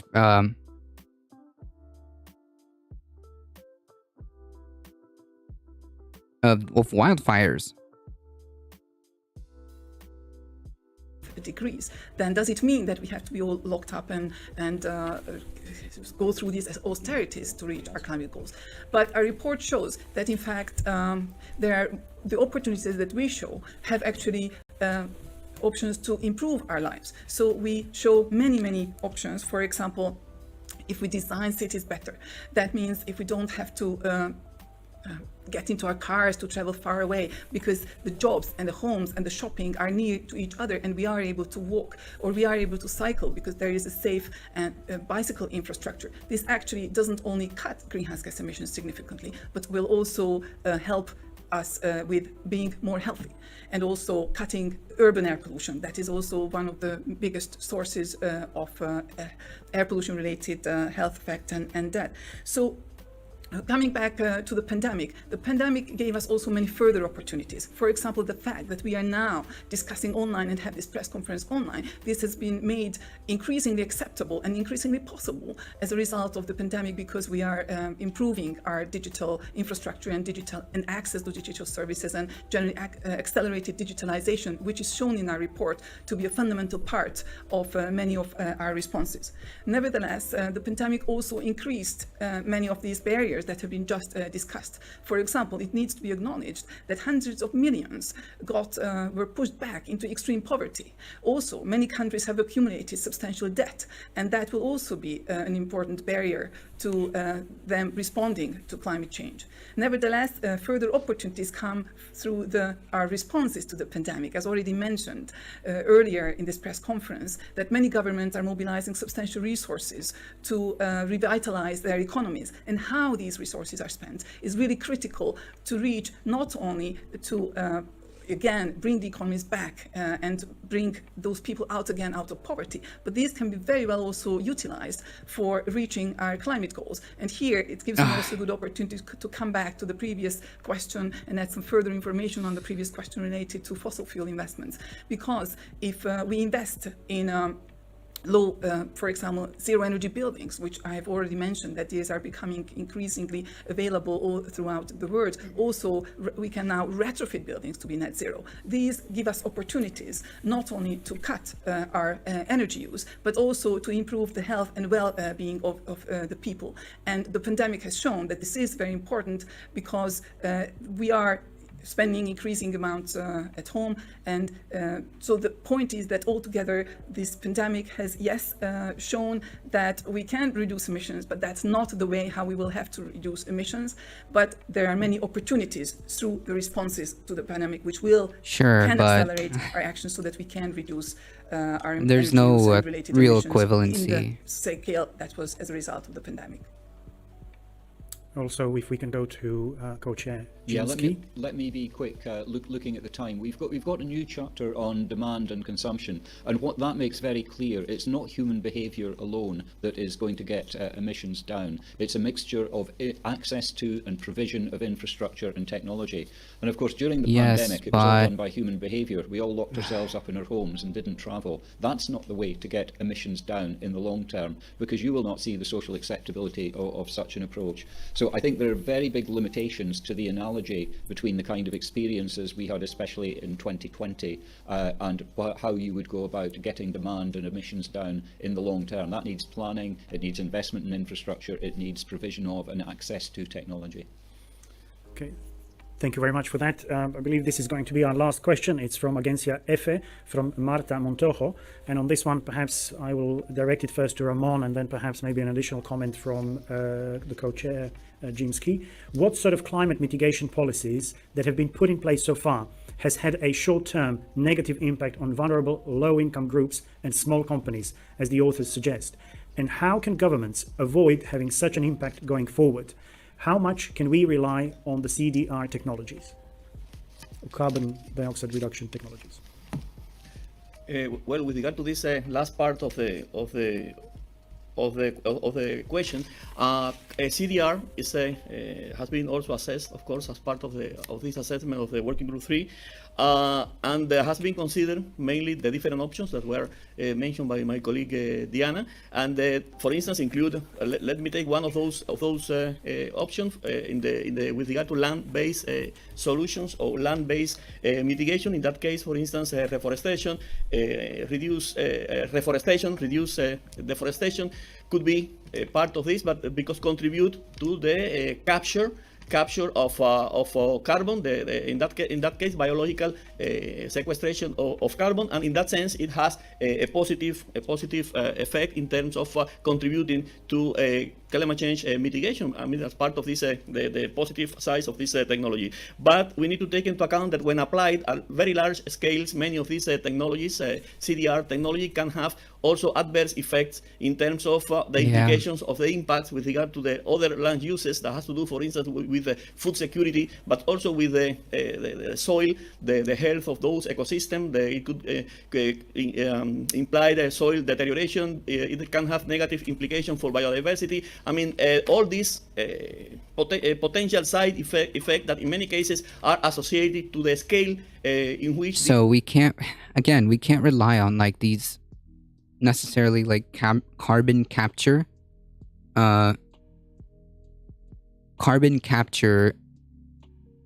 technologies can't just be solely relied on as a method of dealing with this, right? I mean, it's just not feasible. These technologies are applied were assessed in this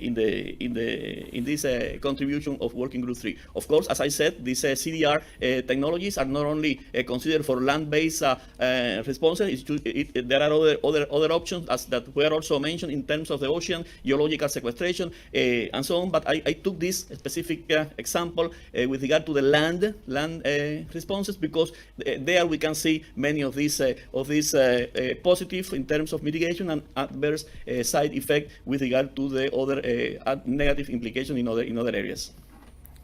Thank you very much. Co-Chair Ski. Yeah, okay, that was two massive questions for the price of one there, actually. Just thinking about potential negative effects, and they don't have to be negative if they're managed properly. For example, the move to electric vehicles. They're more expensive to buy and they're cheaper to run, and that can affect people on low incomes who don't have the access to the capital to take them up. So that's the kind of thing where you need the policies in place to actually make it work and make it equitable. You can also pick up areas of converting agricultural land for planting trees. That can displace people and interacts with land tenure systems. So again, these are the kind of issues that need to be managed. And on carbon dioxide removal, I mean, the chapter that we have on that includes this is very clear that there are a very diverse number of approaches, technologies, measures that count as carbon dioxide removal, and they all need to be addressed very carefully. Some are land-based, as Ramon has said, some are very engineering and technical, and each has their own challenge. But I completely agree with Ramon that it's the land-based ones where you need to look out very carefully for the social equity, just transition kind of issues. Thank you very much. And actually, the last question is also for you. It is from the Washington Post, and it's the following. The report makes that politics, not science, technology, or lack of understanding is the main barrier to achieving emissions reductions. Which political players have been the main obstacles to climate action? What? How must politics now change to enable the energy transition to occur? Andre, you saved the most difficult question for last, and the one I need to be most delicate one, because it is not IPCC's job to comment on the policies of individual countries or organisations. We have a chapter on institutions, governance and policy that very carefully assesses the literature around these particular areas. And I think what it actually does is to step back a little from actually asking questions about greenwash and whose obstacles, to think carefully about how policies are formed and the role of different stakeholders in policy formation. And it then has a much wider reach because of course NGOs and civil society are also playing a big role in influencing climate policy. And we flag up the role, for an increasing role, of climate litigation, which may not only affect governments but may affect private. Yes, but I think, is there a way to have more involvement from groups like the IPCC report, IPCC folks, more direct involvement to kind of be more active in governmental policy, right? Private sector actors as well. So as you know, we're trained to deflect questions like that, and I hope I've deflected it sufficiently. Thank you. Thank you very much. And before we close, I would just like to invite the chair of the Ipcc, Hwee-Soon Lee, to share any closing remarks he may have with us.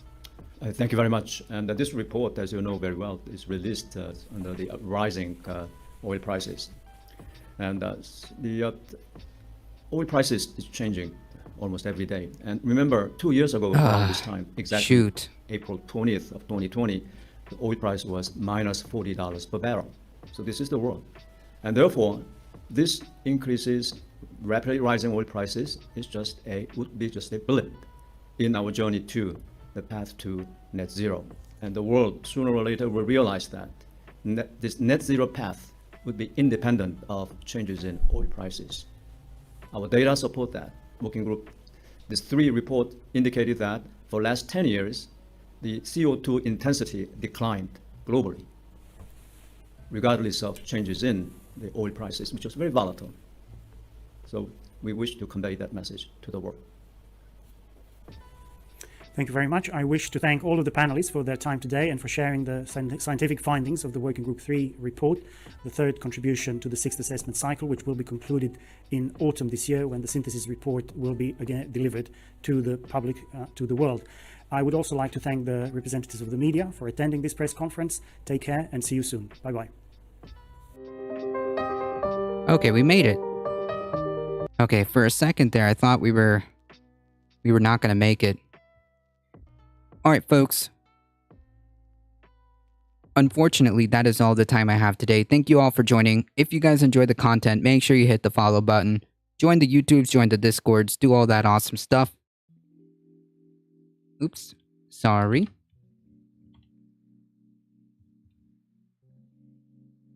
Big red subscribe button takes 5 seconds. And if you do hit the follow button here, you get 5 free emotes, including Bakita the cat. Folks, as always, please stay safe. Please take care of each other. I love you all, and I hope to see you guys in the next one. See ya. Oh, shoot. I could... Ouch. Also, really quickly, folks, thank you to Heem for the raid. Thank you, Benjamin P. Dixon Show for the raid. Massive back-to-back raids. Thank you. Thank you for the new follows. Appreciate that. Check out twitch.tv/Lastu as well. Twitch.tv/Heem. Twitch.tv/Benjamin P. Dixon. Thank you, Darknet. Thank you. Spread it forward. Folks, hang tight. Thank you all for joining. I appreciate that.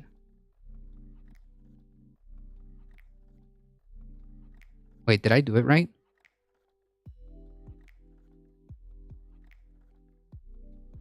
Yeah, I did it right. Okay.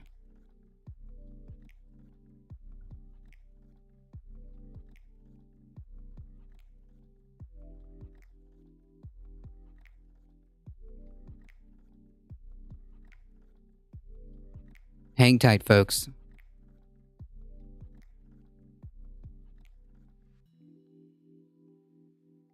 We're heading out in 5, 4, 3, 2, 1. See ya.